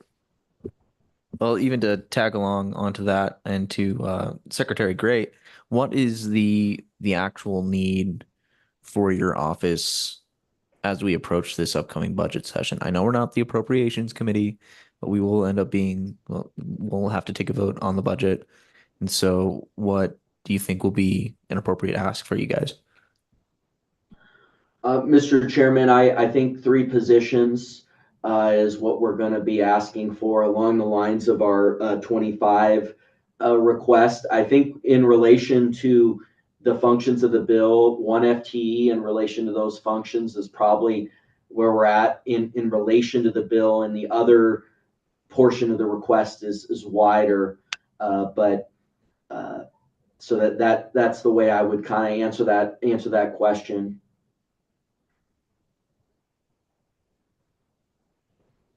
Okay, thank you. Commissioner Pope. Thank you, Mr. Chairman. The other, the question, this question, if Secretary Gray is amenable, would be for Mr. Crossman. I found out through an attorney friend of mine that there was at least one very large company that chose Nevada over Wyoming to re-domicile in after leaving Delaware. And it was mainly because of our lack of anti-SLAPP legislation. Can you explain to the committee what that is and why it would be important, and whether this committee is appropriate to take a look at that? Secretary Gray, Mr. Crossman. All right, thank you, Mr. Chairman.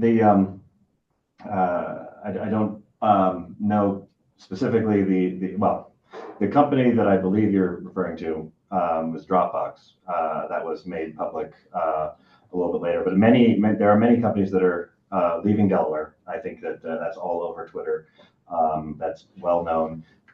Wyoming is getting some of these, and I think that there are a multitude of reasons why they are choosing Wyoming and or other states. Texas is getting a lot. So is Nevada, and as is Tennessee. I don't know if Wyoming is getting what I would call our fair share, and I think that there are many reasons. One being potentially things like lack of a expedited filing process. I believe that many believe that that's a check the box kind of thing. And yes, I think that while I was personally not in my capacity in this office involved in the anti-SLAPP, I won't go into that because it was a personal thing, but I think that might be related in some cases.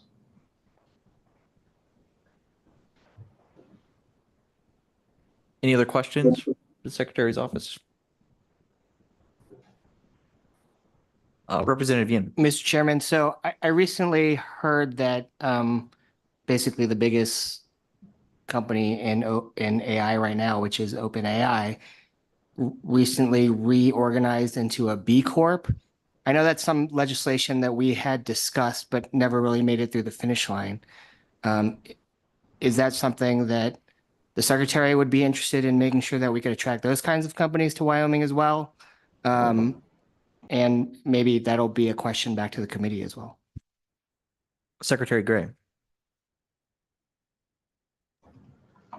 Yeah, Mr. Chairman, I have some concerns with the vehicle that was used for the, I guess you're calling it a B Corp. I call it the way it was, the catch title was Public Benefit Corporation.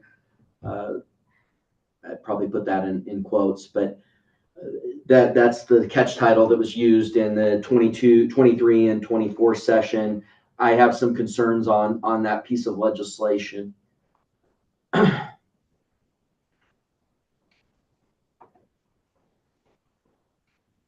Mr. Secretary, can you elaborate on those concerns?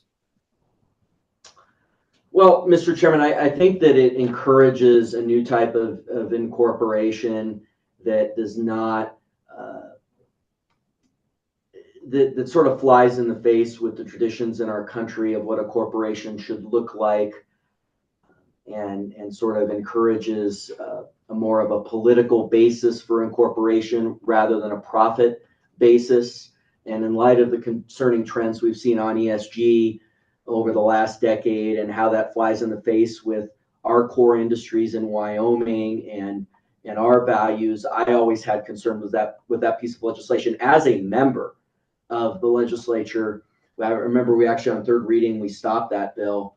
And then also in this capacity in the 24 session, I would want to go back and this was sort of off the cuff. It was asked during the Q&A, and it's definitely a valid question, but I want to go back and elaborate a little more as I go through the piece of legislation from 2024, and then I can come back with really hefty bullet points as I review the actual language, because it is a little bit outside of the agenda, which is fine, but I'd want to come back to give a more elaborate response. Thank you, Mr. Secretary. Any other questions from the committee? Representative Filer. Yes, Mr. Chairman. Mr. Secretary, as I keep reading more on B Corps, it just seems like they're more of a for-profit that just brings all the stakeholders involved whenever they make decisions and how they form. I'm just trying to figure out the political motivation of why we don't want to pursue this type of corporation through your office. Mr. Secretary. Well, first, Mr. Chairman, I want to clarify that according to a news media report, it looks like OpenAI abandoned that incorporation with the B Corp method. The public benefit method. Mr. Crossman, you want to elaborate at all on that? Yeah. Thank you, Mr. Secretary and Mr. Chairman. Mr. Crossman. So I am aware of the situation that was brought up about OpenAI. They were in the process of looking into a B Corp, but on May 5th of this year, so only not even 10 days ago, the Wall Street Journal reported that OpenAI actually has now abandoned their for-profit, and public benefit corporation conversion, and will remain a nonprofit, in part because of the concerns that were raised by the nonprofit board. Chairman Rothfuss. Thank you, Mr. Chairman. I understand this wasn't on the agenda, but maybe for next time, Secretary, if you can give some thought to it, because we have as a committee pursued B Corp flexibility for a number of years, recognizing that a lot of the stakeholders that we work with seek out B Corp status. And I think there's over 30 states, if I'm not mistaken. Again, I wasn't looking into this recently either, that offer B Corp solutions. And so we end up losing out on opportunities to bring those to the state of Wyoming. And in fact, there's discussion around B Corp concept DAOs. In fact, there's desire for that as a new business model, and we wouldn't be allowed to do that since you can't have a B Corp, can't do a B Corp style DAO. So at some point, getting to the point where we have a DAO supplement to a C Corp and then a B Corp, something along those lines would provide the flexibility that we're hearing. I feel like while there might be concerns on an individual basis of, I like this corporate structure better than this corporate structure, I do still have concerns with the idea that Wyoming wants to shut out certain types of corporations while only allowing other types of corporations to operate here. That doesn't sound business friendly to me. So maybe at the next meeting, we can have more of a discussion where everyone can do a little bit more research in the background, and we can contemplate B Corp structure. I see Mr. Kaufman has his hand up too. I know that he was engaged in our B Corp discussion when we were working on that a few weeks ago. Mr. Kaufman? Yeah, thank you, Mr. Chairman. I'll keep this really brief because I know we're off topic, but I just wanted for everyone's benefit, because I've done extensive work and research in this area. I just want to be careful because a lot of people confuse. There's something called a B Corp designation, and then there's a public benefit corporation as a legal entity type. And there's an entity out there called B Corp Labs that any company can go to, and you can apply for sort of quote unquote an unofficial certification from B Corp Labs that you're a benefit corporation of some form. It just means that you have some sort of a social mission. Separate and apart from that, though, we have public benefit corporations, which, Mr. Chairman, you're right, somewhere around 37, 38, 39 states have public benefit corporation legislation. And yeah, I was very involved. Mr. Secretary and I had a lot of personal dialogue when he was in the legislature on that topic. So I do remember that discussion. And yeah, understanding that there's concerns about the ways those entities can be used. I'd love to see the committee bring that discussion back because, you know, the example I gave in committee before was we see companies organizing and making conscious decisions to take into account stakeholder or public good that they're not really legally protected to do. And even though our Business Corporation Act now already allows directors to take into account, to some extent, stakeholder benefit, this codifies it so that directors are more protected. And some of the examples we talked about were, you know, there's a famous bread company that's publicly traded in Massachusetts, and they make a decision to only buy American wheat, you know, and they do that at the detriment to their shareholders. The same is true of different types of energy companies who choose to, you know, use American energy or whatever the case may be. So I do understand the concerns on one side, but there's a lot of potential opportunities here. And just speaking for myself as a corporate attorney, we turn away so many companies that are looking for this vehicle and have to go to other states. So would love to see that discussion pick back up.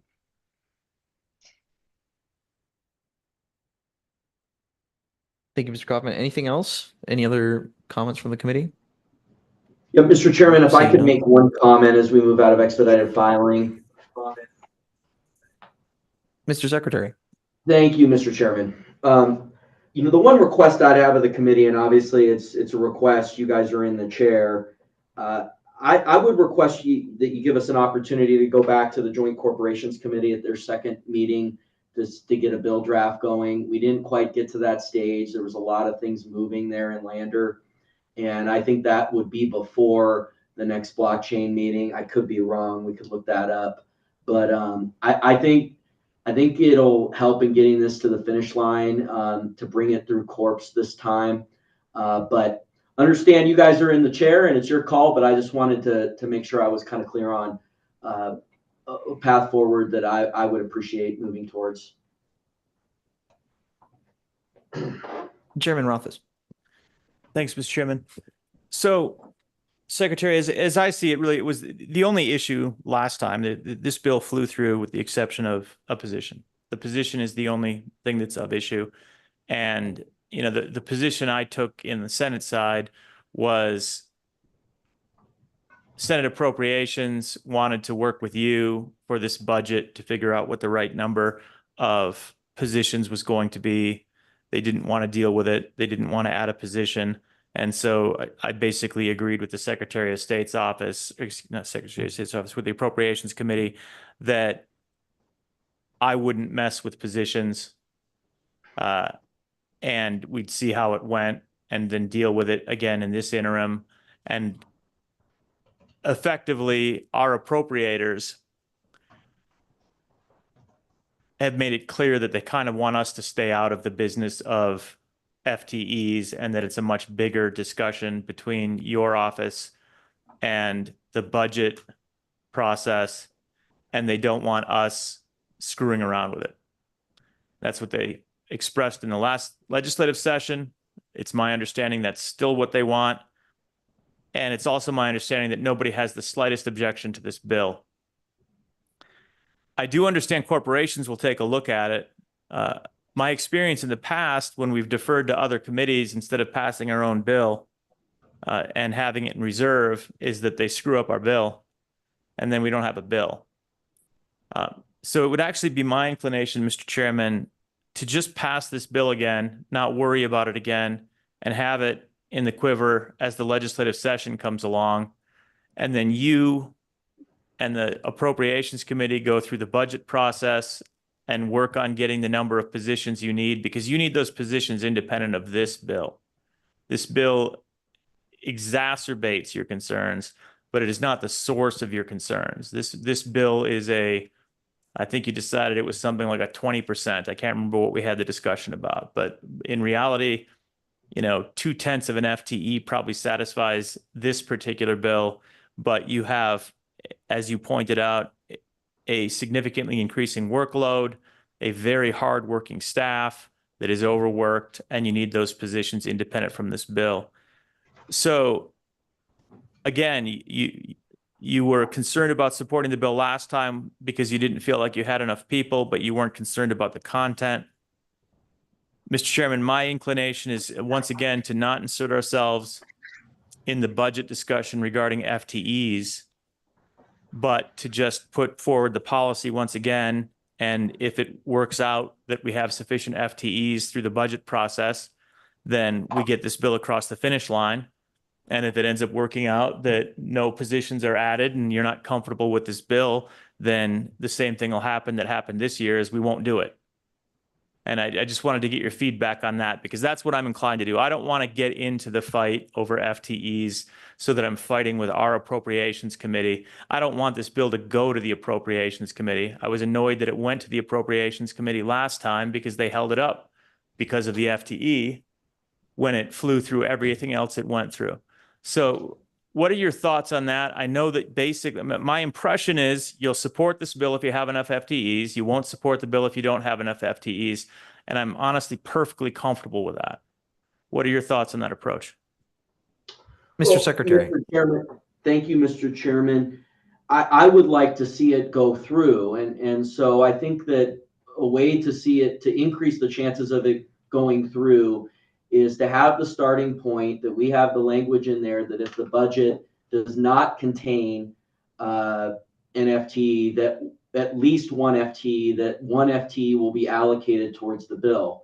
And that way that if we are not ultimately able to come to a point where the staffing concern is addressed in the budget, we can at least address the expedited filing piece. Now, just to clarify something you said, our estimate was half of an FTE for this bill. I think that was a little bit conservative, but it was half an FTE, and obviously you can't hire half an FTE, and we don't feel that we can absorb it. So I think that, having a starting point where that language is that we're going to put an FTE in here if it's not in the budget, I don't think is unreasonable. I don't think it's usurping appropriations. We just did a scan through bills, and there were bills all the time that had FTEs in them, including for the state treasurer's office on the proxy voting bill had 2 FTEs in it that was added in the House at the last moment and concurred upon over in the Senate. So I guess one of our concerns is what appears to be unique treatment of our agency. And I think the way that we ultimately get this done, which in year 3 is, and really year 4, because we're going to be in year 4 of the effort, on something that should be pretty basic, would be to have as the starting point that if the budget does not have positions, that 1 FTE is allocated. And I think that corporations agrees with that approach. I'm not sure if blockchain does. Maybe it does, but I certainly don't think Senator Rothfuss, you appear to, at least in those comments you just gave in the history in the session. And so that's all I'm trying to get to. Appreciate your work on this. I mean, we may disagree on things, that's fine. But I just want us to get to where we can get this done in a reasonable way. And having 1 FTE in the bill, if the budget does not satisfy any staffing request we have, I think is totally reasonable.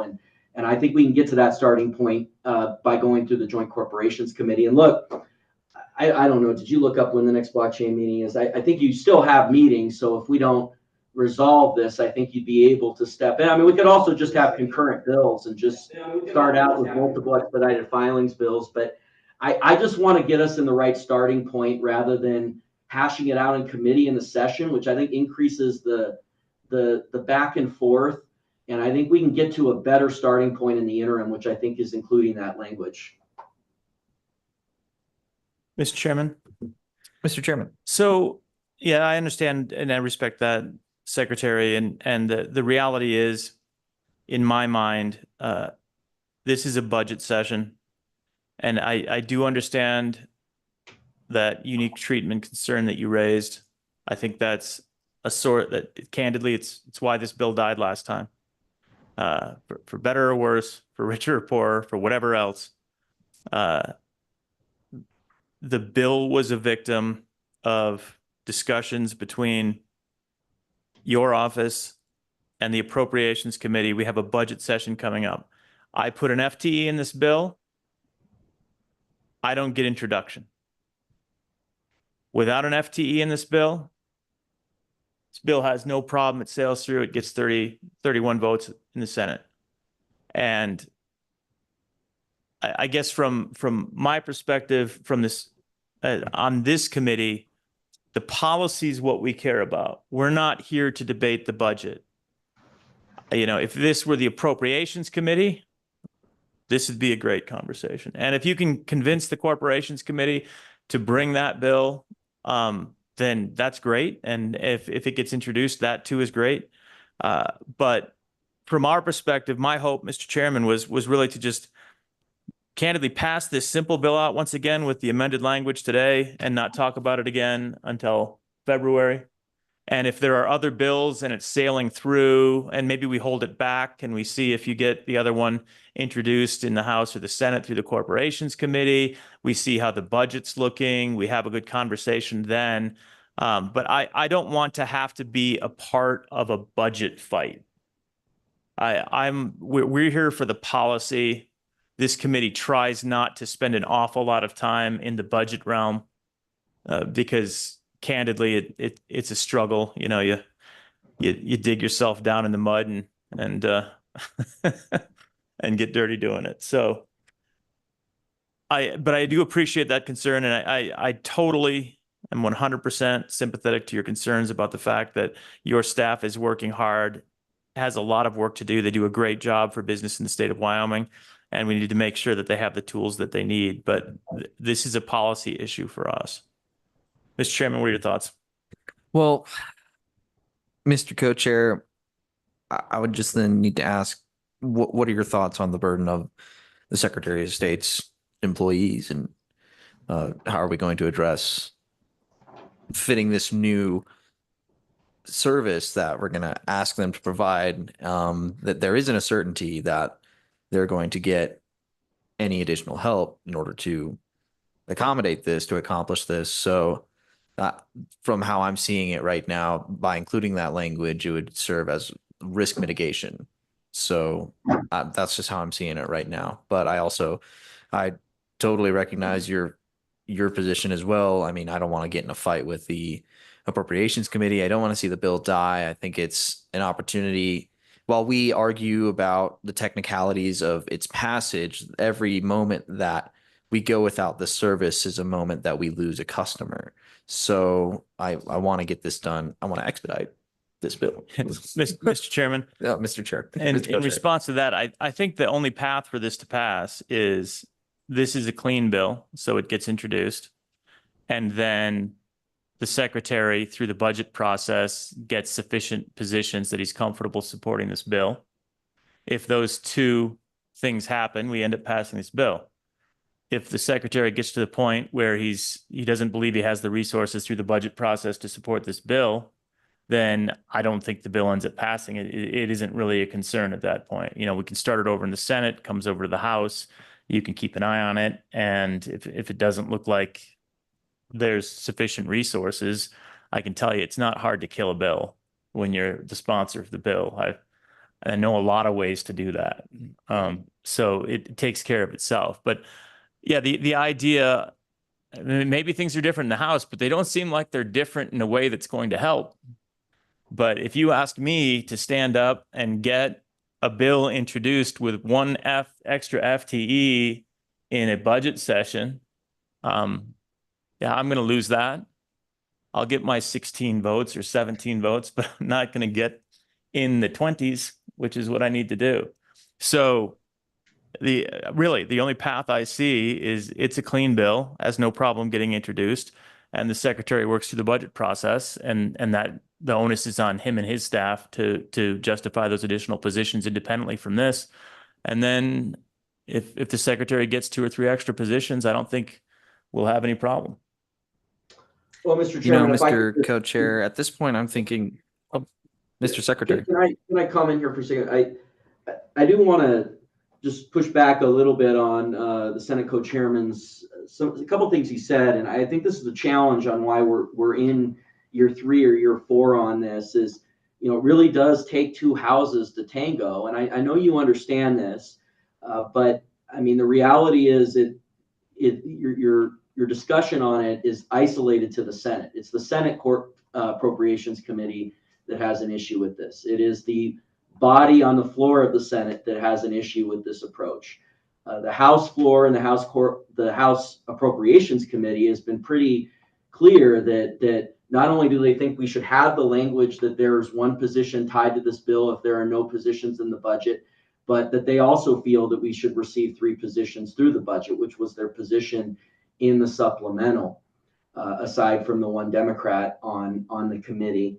And so I just think that if we have as a starting point that language that we crafted, the engrossed version, the House engrossed version, which includes that very simple provision that if the budget does not contain any positions, that 1 position is provided to the office, I think it increases the chances of passage considerably. And I know the Senate co-chairman disagrees, but we are in year 3 of this, and I think it's better to maybe give it a different strategic approach, in my opinion.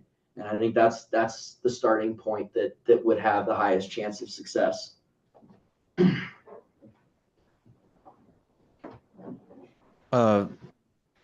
you, Mr. Secretary.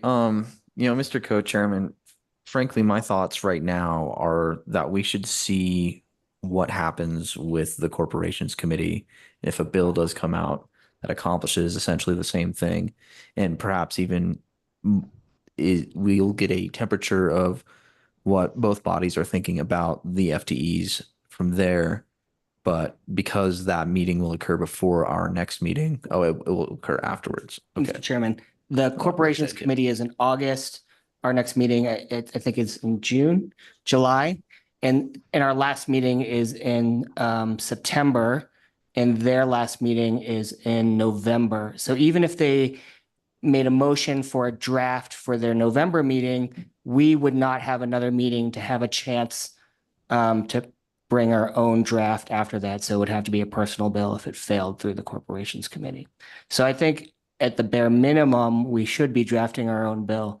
And maybe we can have them draft their own bill too, and then see who wins. I don't think there's a downside necessarily to that. Representative Filer. Thanks, Mr. Chairman. And what I think about this too is, to me, it's pretty self-explanatory. Wyoming has always said, hey, our doors are open for business, no matter what. Here we are discussing whether we need to put a little line in there that says 1 FTE, or do we pass a bill that says we're open for business? I mean, it's that simple. And I think, Mr. Secretary, I think you have enough pull and power there with the Appropriations Committee. I'm pretty sure when you go in with your budget, you can ask for that FTE without it being in this bill.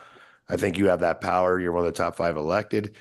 You know, a lot of folks on that committee, I think you have a little bit of pull there. If we put a FTE within this bill, that we don't have that type of pull on a floor somewhere, it could die, especially during a budget session, because we won't have a 2/3 vote for an introduction. So, Mr. Chairman, my idea is let's be pro-business. Let's move this bill along, and let's allow the Secretary of State do what he wants to do and run his department and go ask the appropriations committee for his FTEs. All right. Any other comments from the committee? See if there's any public comment. I don't know if we have any on this. No, we can move to public comment. Mr. Chairman, Mr. Maher would like to comment on this bill. Sure. Mr. Maher, please go ahead.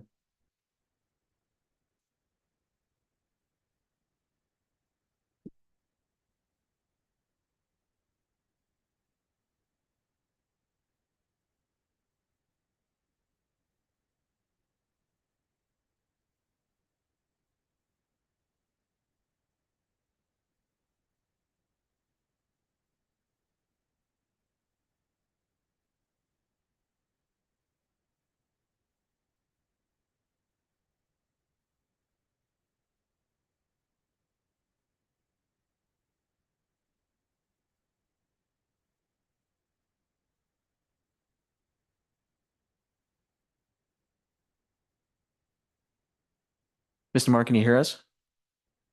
Nope.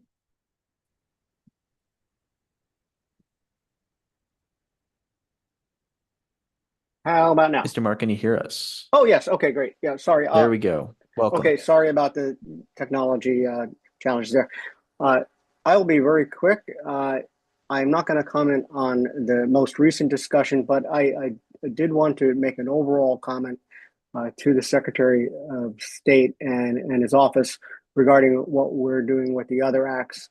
And it is to say that it is, the utmost importance for what we're doing in the acts that we are creating around digital seals and digital stamps to provide the minimum amount of effort for your office and the most amount of flexibility. I want you to know that this is our modus operandi going forward, and that's all I have to say. Thank you, Mr. Maher. All right. So, Mr. Co-Chair, Close public comment? we're gonna close public comment. Mr. Co-Chair, I'm going to show I'm a little green at this chairman thing. So how would we proceed with this bill draft? Well, Mr. Chairman, I guess I would ask what the committee wants to do. My inclination would be to move it, amend in the one sentence, pass it today, and then we just put it on the shelf and it's ready for session. We find out what corporations does, we find out what the budget does, we start our conversations later. It's a simple issue and we know how to deal with it. That's my inclination, but I don't want to move it and then fail to move it. If somebody wants to wait on this, if somebody feels like it's better for us to kick it to another meeting, let's hear about that. And that's okay too. But my inclination, we have so much to talk about, so much to do on other topics. The last thing I want is another agenda item next time to go over this again. Mm-hmm. That's my inclination. Mr. Co-Chair, I'd have to agree. Let's just settle this now and move on to the rest of the business. that we Mr. have. Chairman. Representative Yin. So, Mr. Chairman, I'll move to sponsor for the committee to sponsor 26 LSO 11 working draft 0.3. And then additionally move, if I get a second, the staff comment for the alternative last All right, sentence. moved by Representative Yin, seconded by Filer. All right, we're in good shape. See if there's any discussion by the committee. We don't see everybody right now. Any hands up? Okay, so first we're going to move what was your amendment? Mr. Chairman, the amendment was to use the staff comment alternative last sentence. Okay. Well, all those in favor of, Nope, oh, sorry. that'll be a roll call vote. We have Barry coming on, so let's see what he's up to. Senator Oh, yeah, we Crago. need the amendment. Okay, I'm sorry, that's true. We do need a roll or non-roll call, but a voice vote on the amendment. All right. We are voting on the amendment to this bill draft. All those in favor say aye. Aye. All those opposed, no. All right, that amendment has passed. I am going to offer an amendment as well to the bill to include the language for the trigger employee FTE for the Secretary of State's office. If in the event the budget does not include an FTE. I'll second the chairman just for the discussion. Thank you. All right, any discussion on this amendment? Yeah, Mr. Chairman, Chairman Ruffles? and I appreciate that conversation. It just becomes a non-starter in the Senate, and it's not our job to work through the FTEs. This is an issue that's been ongoing. It's a contentious issue between the Secretary of State's office, the Appropriations Committee. It's contentious among the Appropriations Committee. I don't want any part of that debate, candidly. And adding on that language, it certainly kills it in the Senate. I don't know that it passes the Senate with that language, let alone a 2/3 introduction. So you would have to be introducing it over in the House. The House failed to introduce something like 20 committee bills all by itself, even on introduction for a general session. I think we understand the concerns. We've heard them. I feel like I know the concerns of the Secretary of State's office. And if it gets to the point where we don't feel like we should be passing this bill because the Secretary of State's office doesn't have the resources, it's super easy for us to do that. At any point, we can kill this bill just like that. But if we don't have it available to us, we can't pass it. And the Corporations Committee can do anything they want. As I said before, I don't like to rely on another committee to solve our problems. So, I am against the motion. I think that we should pass the clean policy bill. Our job's the policy, and keep it appropriation free. Mr. Co-Chair, that's totally fair. I see your perspective. I'm still going to go and move forward with the amendment. I remember just the conversation that we had during session when this amendment came about in the first place. It was a Representative JT Larson put it forward in committee as an opportunity to see some compromise. And I thought that was good work.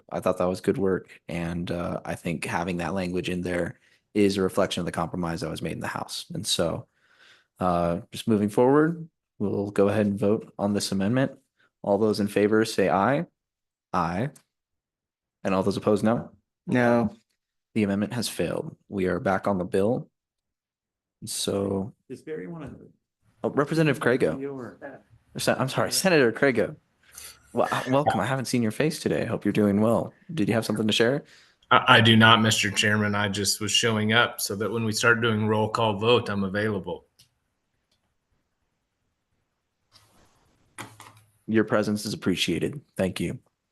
All right. Well, let's go ahead with the roll call vote on working draft 26 LSO 11. Mr. Chairman, this is a roll call vote for 26 LSO 11, Secretary of State expedited filings as amended. Senator Crago? Aye. Aye. Senator Nethercott? I think she had to step up. Excused. Senator Olson? Aye. Aye. Representative Filer? Aye. Representative Wasserberger? Excused. Representative Yin? Aye. Co-Chairman Rothfuss? Aye. Chairman Singh? Aye.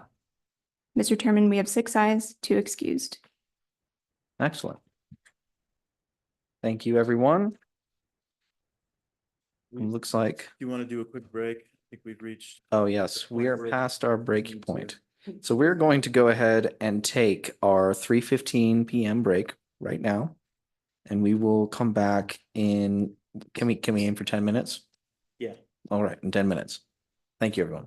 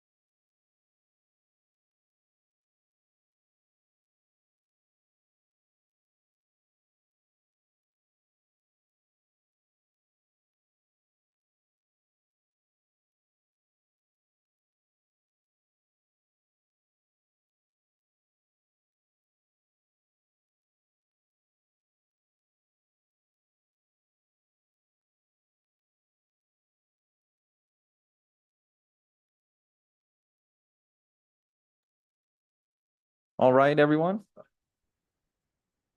We are good. We are live. We are going back to order here. And we are right at the part of the agenda of commercial registered agents, cryptographic signatures, and the discussion of the working group update. And so I have been the one leading that working group, and part of the results of that working group, we were tasked initially with working on cryptographic signatures and differentiating between a computer digital address, a 10x address that could then be registered with the Secretary of State as a means of making business more efficient for folks that had represented their business that way. And so we have House Bill 308 from the 2025 session is what I had come forward with as a summation of that work, really to lay the groundwork for what we want to accomplish and the possibilities that exist for the future of our work in this committee in the digital space, and how blockchain really ties it all together. And so as you look through the bill, it adds a chapter 32 to a title 40. And it's primarily establishing definitions. So you're looking through it and there's 0x addresses, ascriptions, blockchain, content identifier. And as you go towards the middle of it on page 4, it tasks the Attorney General with investigating claims of Wyoming residents or businesses of constitutional violations. And then it goes through and explains what those would include, such as the debanking of Wyoming residents, unlawful restrictions on the exercise of free expression made through cryptocurrency, cryptographic signing, smart contracts. It gives access to financial or requiring access to financial services when exercising any of the protected expressions under the paragraph 3 on page 6. So this expands Fourth Amendment rights as well. Really, the point of this bill was to see how we could define how the state interacts with individual rights in both the Bill of Rights and the Wyoming Constitution. And a lot of this is the brainchild of Mr. Mayor that we heard from earlier. He's on this working group as well. And so I would like to turn it over to him so he can explain where we're at right now, where there was room for improvement from the bill that we may have not seen. This bill we didn't have the conversation about this bill at all during the last session. And so we're just picking up the pieces here, and hopefully we can have a product to work with by the time this interim is over. So, Mr. Mayor, if you can hear me. Hello, yes, can everybody hear me and see me? Hello, yes, can everybody hear me and see me? You're good. Great. Getting a little bit of feedback. I'll work with that. I hope. It's pretty bad. Any recommendations? Pretty bad. Any recommendations?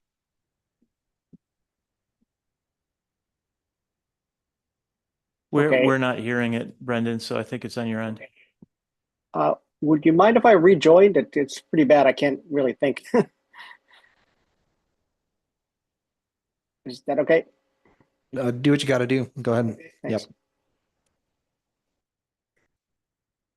Well, while Brendan is rejoining us, he has been putting in countless hours on this particular concept. And David out too, right? Pope? oh yeah, Commissioner Pope. What am I saying? Please. See if he wants to. Oh, there's Brendan back. Oh, he's back. How is it now? Let's go to Brendan, there we go. We can hear you. How's the audio now? Great. I think you can hear me? You're good. Okay, great. Yep, please proceed. Sorry about the technological difficulties. Yes, as Representative Singh noted, I'm on the working group for the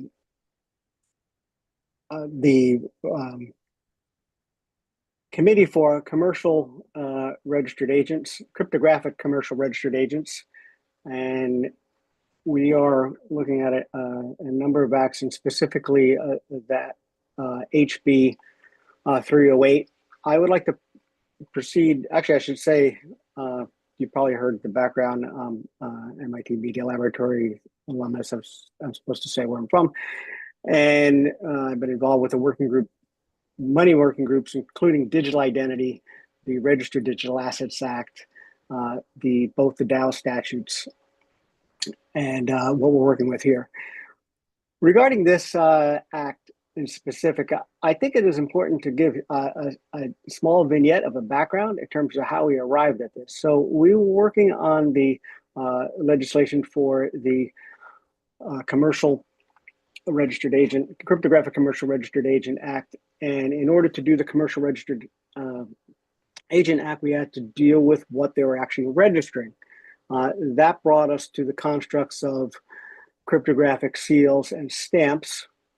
And all of that is related to the ideas that we've been talking about for many, many years, probably about 7 years or so, regarding digital identifiers, et cetera, et cetera.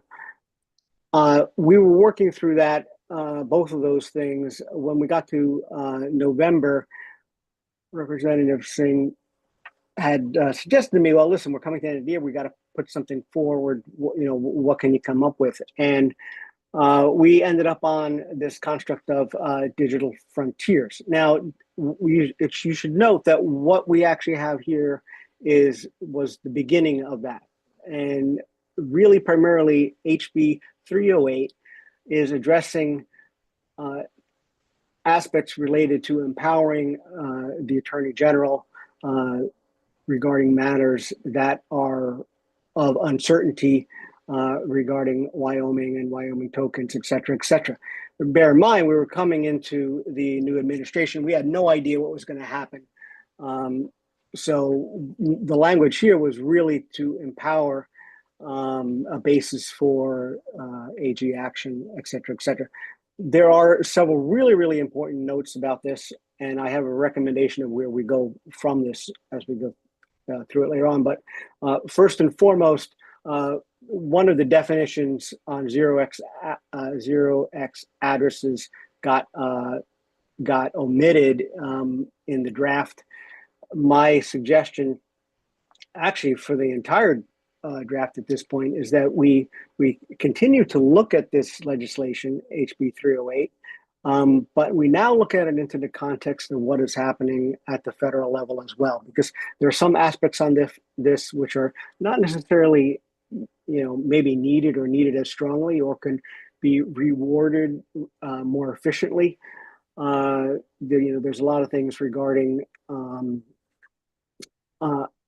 for example, debanking of Wyoming residents. Those issues are being dealt with at the federal level. Stablecoin usage, so on and so forth. I won't go through it. My recommendation is, at a minimum, we would remove the 0x definition, as well as a few others that are not in it, but really just relook at the whole thing again and figure out where it goes in relationship to the federal statutes. I'll pause and I'll take some comments. Any questions from the committee? Mr. Chairman. Chairman Rothfuss. Yeah, and I'll just say briefly, I think that's good advice, Brendan, to kind of revisit that. And as we work on that taxonomy document that we were discussing earlier, some of these definitions can go into the taxonomy side and integrate, and some of them, as you noted, maybe we don't need at this point in time. So working through those definitions in the Taxonomy Act is probably going to be a helpful approach as well. Yes, I agree. And some of the please continue. definitions got mangled as well, too. Like, So yeah, we need to work on it a little bit more.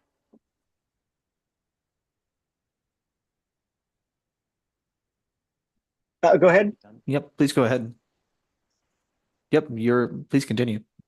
Okay, well, that's all I have to say about HB 308. I can continue on regarding our efforts, but my suggestion on 308 is that we keep it open, we continue to work on it. A lot of that's going to be based on what happens at the federal level. May I continue regarding the other things we've been working on?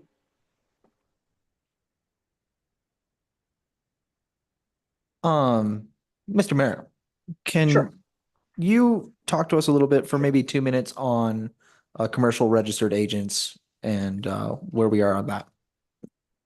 Oh, absolutely. So the commercial registered agents, and specifically it's named cryptographic commercial registered agents, is specifically designed to allow registrations of a new form of a cryptographic registered agent. The reason why it's new is because of the signing methodology. They have to be enabled with the tools that do cryptographic signing. So we can't just have anybody signing these things unless they're, unless they're quote unquote approved to do so. Where we're at with the legislation is most notably, one of the things that I have spent an extraordinary amount of time trying to work through in terms of the legislation itself is its mapping to the original Registered Agent Act. Because what we don't want to do is we don't want to break things, and we also don't want to make confusion for anybody, for the marketplace or for legislatures. So what I've come up for that is a naming scheme where basically we keep the original Registered Agent Act, and we just omit the parts that are related to individuals, and we add in, and we basically keep it as it is, and then we add in the parts that we need, and we do that in another additional article. So it's very, very clear exactly what we're changing. And I feel that's extremely important because we're going to need to be able to understand the exact differences legislatively between a regular cryptographic, commercial registered or regular registered agent, right, and a cryptographic commercial registered agent. More questions, if I may? Does anyone have any more questions? Any questions from the committee? All right, seeing none, I think that's it. Thank you, Mr. Mayor, for your time. And please go ahead. So I that's on the commercial registered agents side. I did not speak about the cryptographic stamps and seals, and the other act that we're working on, the extension of the digital frontiers. And I can certainly take questions on that or whatever the committee may want. And I have one minor comment regarding something that was said earlier as well. Thanks. Sure. If you want to go ahead and explain to us the cryptographic seals and then your other point that you wanted to share. Okay, sure. Yes. So the general idea with the cryptographic seals and stamps is we want to be able to provide a number of things that enable Wyoming and Wyoming ecosystems of business entities. And first and foremost, that is identity primitives, stamps for identity. We want to do something really novel, which is being able to allow for the binding of cryptographic addresses or blockchain addresses in their address form, the 0x address, and human readable names. So essentially what we're looking at is basically a new form of intangible property, right? Because it's intangible property just where you have a document which a document has a signature block, and that signature block is different than the substantive matters of the document itself. So what we're looking at very strongly is looking at how we take the Registered Digital Assets Act as a basis, and then modifying that as it is amenable for these other constructs, to create a new kind of intangible property which points to other data in which there's some sort of matters drive their classification of what those assets are. And this goes back to the conversation we had years ago regarding the Dow supplement, right? When you have a smart contract, what does it point to? What exactly is that? So these matters come up over and over again, and we're going to actually solve them. Go ahead. I'll take questions. Any questions from the committee? All right, no questions. Let's go ahead and try to wrap this up. Brendan, what would be your recommendation moving forward with the work that we have to do within the working group? Sure. Well, a couple things, and I'll throw in that loose idea that I had that I didn't say earlier, but I'll tie that in. And that loose idea was, earlier in the conversation, Commissioner Revelle was talking about real world assets, and we were talking about the digital assets taxonomy.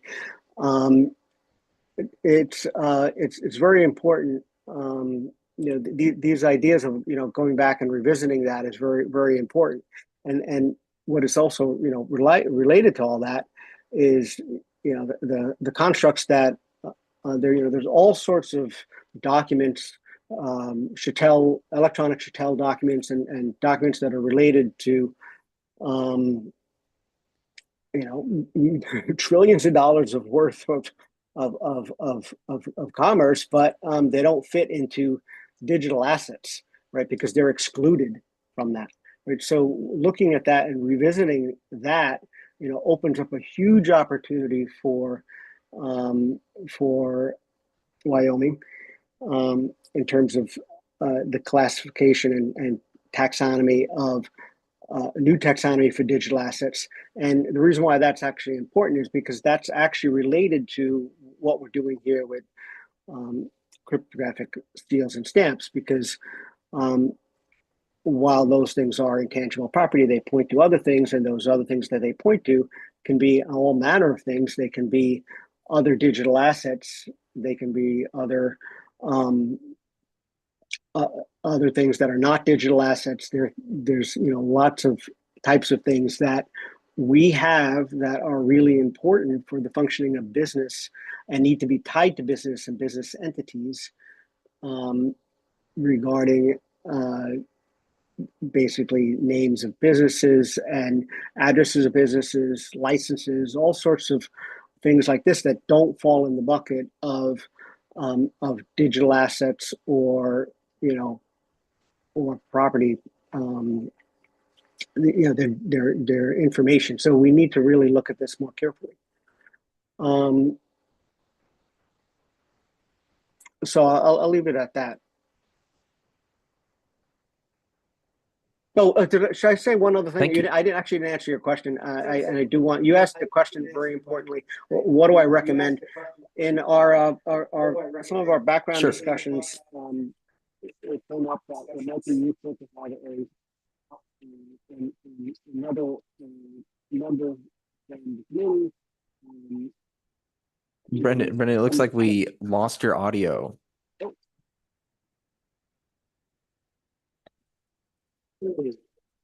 Came in all mumbly.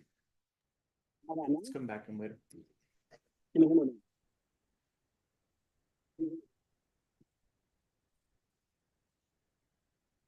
Yeah, we can move on and bring it back later. Are you working? Okay. Well, folks, we're gonna go ahead and move along with yeah, we were in public comment for well, I guess did I formally open up public comment on this bill? I guess we have, so let's do that. Okay, let's open up public comment on the cryptographic signatures discussion and working group and the Frontiers Act. Director Apollo.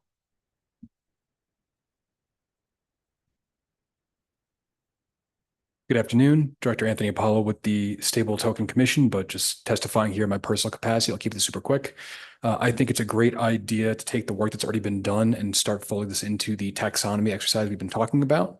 Even if things are not necessarily relevant for where the Cryptographic Frontiers Act goes, let's make sure we keep an eye on these. And to that capacity, just one quick suggestion. We talked about 0x addresses specifically. Just wanted to make sure that as we go through this exercise, we are looking at the full slate of available blockchains. 0x is a specific concept to typically public addresses using Ethereum or the Ethereum virtual machine.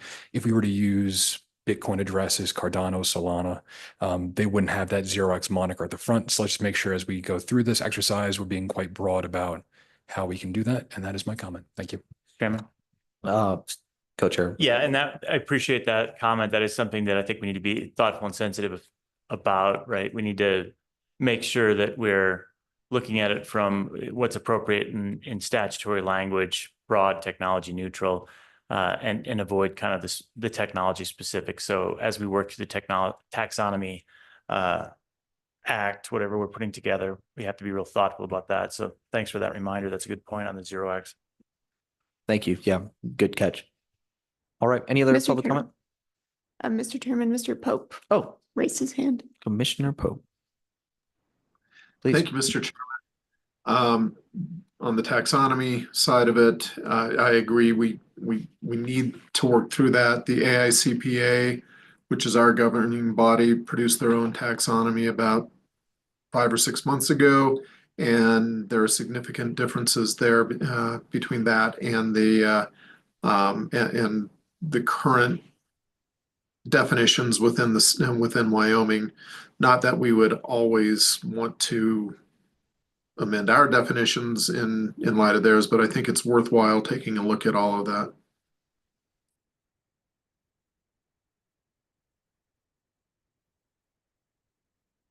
All right.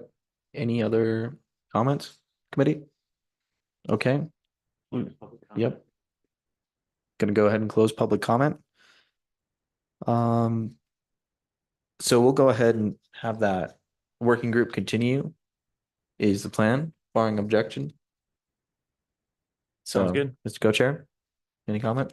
Sounds good. Yep. I think honestly, focusing on the commercial registered agent side is probably going to be a good place to focus based on the work that you all are doing relative to what we need to get done. So, okay, that's a good spot. The taxonomy, we'll probably shift to this taxonomy work, and we'll check in with you and Brendan and David and others to ensure that it meets what your interests are. Sure. We can probably give another update at the next meeting, and then it would be my intention to add another set of eyes into the working group at that point.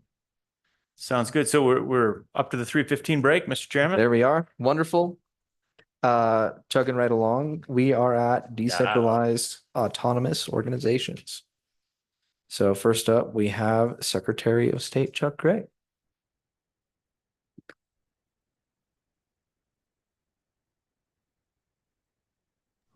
Hello. How's it going? Hello. Hello. Welcome. Good to see you again. Please enlighten us. Okay, so we are on DAOs, or you want the numbers, correct, Mr. Chairman? On the number of DAO registrations, I think I'm going to turn that over to Mr. Crossman. Okay, Mr. Crossman. Okay. Thank you, Mr. Chairman. So I know we're getting late in the day, so I'll be a little quick here. As is per standard, we have a total of 1,631 active series LLCs with a total of 16,405 actual series units. In DAOs, as of today, we have 472 active DAOs that are currently active and not dissolved for some reason.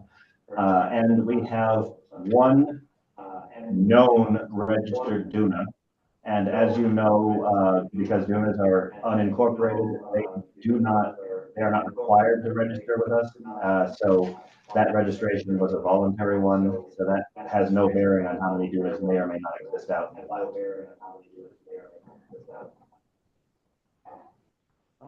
Quick question. Coach Rothfuss. Thank you, and thanks for that update. That's appreciated. And getting the Series LLC subsidiaries number, that's valuable also. I was wondering that last session at one point, so thanks for that update. On the active DAOs, right, we ended up seeing some challenges for active DAOs related to the Corporate Transparency Act. And it's my understanding we probably saw the bulk of those registrations of the 472 a few years ago. And I don't know if we've seen a lot of new registrations. So I'm curious, are you seeing any new registrations for DAO LLCs or dissolutions? What does it look like as far as the activity associated with the DAO LLC? Mr. Crossman. Yeah, thank you, Mr. Chairman. I don't have the precise numbers in front of me, but I can provide you my sense is that we saw a larger number of DAO dissolutions at the end of last calendar year. And we have since seen an uptick of new registrations. I would say that both of those figures are in the low single digits, low double digits, so in the 20 to 30 range. But that would have been an acceleration of dissolutions at the end of last calendar year and a speeding up of registrations at the beginning of this calendar year because of the corporate transparency uncertainty.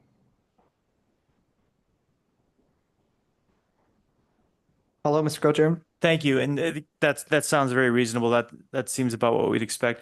Last question I have is, are you getting any feedback or any questions related to DAO LLCs where people that are interested in a DAO LLC come to you with concerns? I'm just wondering if there's anything that we could be tweaking there based on the feedback that you're receiving. And again, I think most of it is the Corporate Transparency Act problem, but I was wondering if there's anything else that we're missing.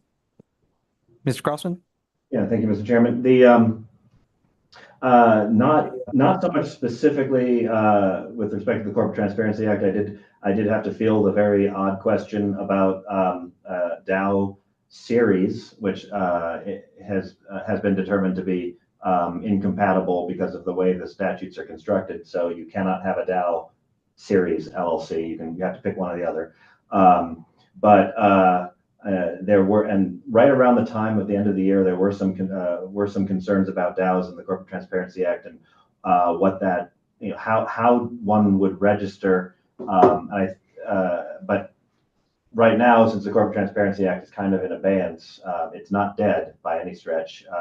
We're waiting for court decisions in the 11th and 5th Circuit, and the Trump administration has only put it into abeyance with respect to how they're enforcing it. So that's an executive order concern. But this is something that actually was brought up earlier this week, is how the DAO shares, the ownership shares, are managed with respect to the commercial registered agents. As you know, a commercial registered agent in Wyoming is required to keep the listing of the ownership there. And so if you have a member managed DAO, what is the address that needs to be on file at the registered agent? And this is an issue of, like, nobody, I believe, has ever asked this before. So I'm going to have to come up with some policy and maybe a rulemaking, but a statutory fix may be required if there's a concern with how those things happen. I don't want our commercial registered agents to suddenly be out of compliance because somebody has a fully functioning DAO, and then they get audited for some reason, and the addresses that they have on file are not, their DAO address is not physical addresses. So how we handle that, we're still thinking through it. That question was literally 5 days ago. Mr. Chairman. Chairman Rothfuss. Thank you. And thank you, Mr. Crossman, that if you feel that you need statutory revision to provide clarity, let us know. If you feel comfortable with the rulemaking process, let us know at our next meeting. I think check back in with us to ensure that we're covering your needs on that. But I appreciate that update. That's an interesting one. Thank you. And we just want to commend the Trump administration on their work on CPA. It's really important on pulling that back with their rulemaking that is in transit right now, but it is on the tracks. So we're getting in a better place on that. So that's kind of our DAO registration number update. I think then we wanted to talk a little bit about American Crypto Fed. Yep. Do you want to do that now, Mr. Chairman? I guess that's probably better from the perspective of the Secretary of State's office, because I don't think we have anything else for the Secretary. Let me double check. Well, and then I see Xiao Ming and let him go. Please Thank you, proceed, Mr. Secretary. Yeah, thank you, Mr. Chairman. I mean, I would just like to propose, I'd prefer to go after Xiao Ming and Scott on their perspective. I could go first and then maybe respond is another way to do it. But I think maybe we let them provide their perspective on this. We are in active litigation, so I want to be careful on that. But at the same time, I want to correct the record straight. I know you guys have gotten a lot of emails on this, and I do want to provide some clarification. At last year's meeting, if you'll remember, we had a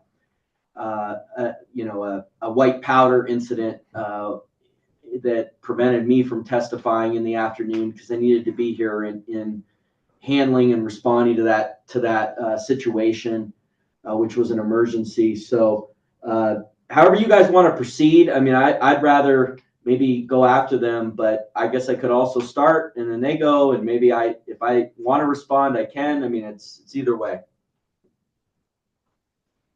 Chairman Rothfuss. Mr. Chairman, thank you. Yeah, I think addressing this now in terms of the agenda, it's probably appropriate under the public comment section, but just in the interest of time, obviously it's part of the DAO update, so we can do public comment on that and give an opportunity to American Crypto Fed to come up, present for hopefully just about 5 minutes or so, and because obviously we're a little bit behind, and then give the Secretary an opportunity to respond, maybe have just a little bit of discussion, and then move on to DUNAs, where we'll have probably a pretty substantial discussion because there's some changes that are needed there, Mr. Chairman. So maybe that's the best approach, is to work through this now, and that way we don't have to keep the Secretary of State and office online. The rest of the topics, I don't think they necessarily need to weigh in on or have any interest on. So, Mr. Co-Chairman, I would have to agree. I would say we're a little bit further than a little bit behind, but let's go ahead and duke this out right now, and we'll move on with business afterwards. Perfect. All right. Gentlemen, you want to come up? Sure. And yeah, if we have your statement, we appreciate that. If you can give us a good, concise statement in the interest of time, but we definitely want to hear you. And we are, obviously, many of us are very familiar with it. Thank you, Chairman. I'm going to let Joe lead off, and then I'll fill in. Thank you, Chairman. My name is Xiaomeng Zhou, one of the organizers of American Crypto Fed DAO. We submit a written testimony. I hope you have it in front of you. So please go to page 2, number 1, Wyoming Statute 17-4605D. So this is talking about our personal experience with the Secretary of State. the Secretary of State office insisting on that this is provision of statute does not require the Secretary of State office to answer our questions. We ask for more than 1 year. However, the Secretary of State office formally many times declined to answer our questions and to provide regulatory clarity. So then go to number 2, close to the bottom of the same page. Wyoming Secretary, the statute 17-604 and 17-4603. The statute authorized the Secretary of State office to methodology for enforcement. And without answering our question, on October 17, 2024, the Secretary of State office sent us a letter stating they will enforce Wyoming Statute 17-4604. Then we ask additional questions they did not answer. Instead, they added another enforcement, Wyoming Statute 17-4603. So simultaneously, they have 2 enforcement against the American Crypto Fed without answering any questions. And this will create a chilling effect. They shifting from one enforcement to another. It is a violation of the due process. So this type of violations will block how we do business here. So please go to next pages 4.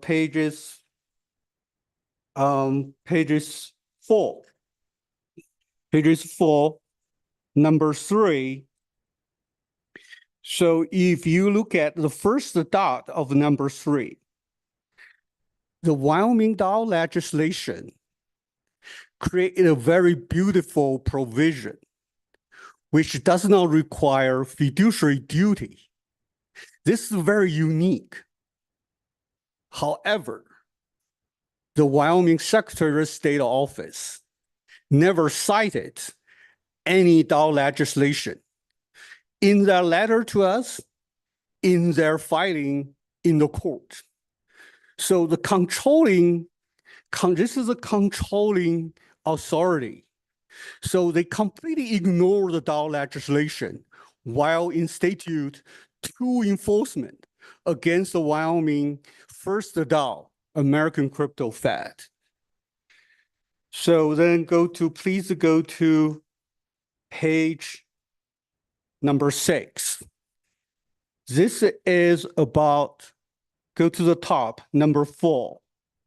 This is about Wyoming Statute 17-102A, 28E, about the definition about investment contract.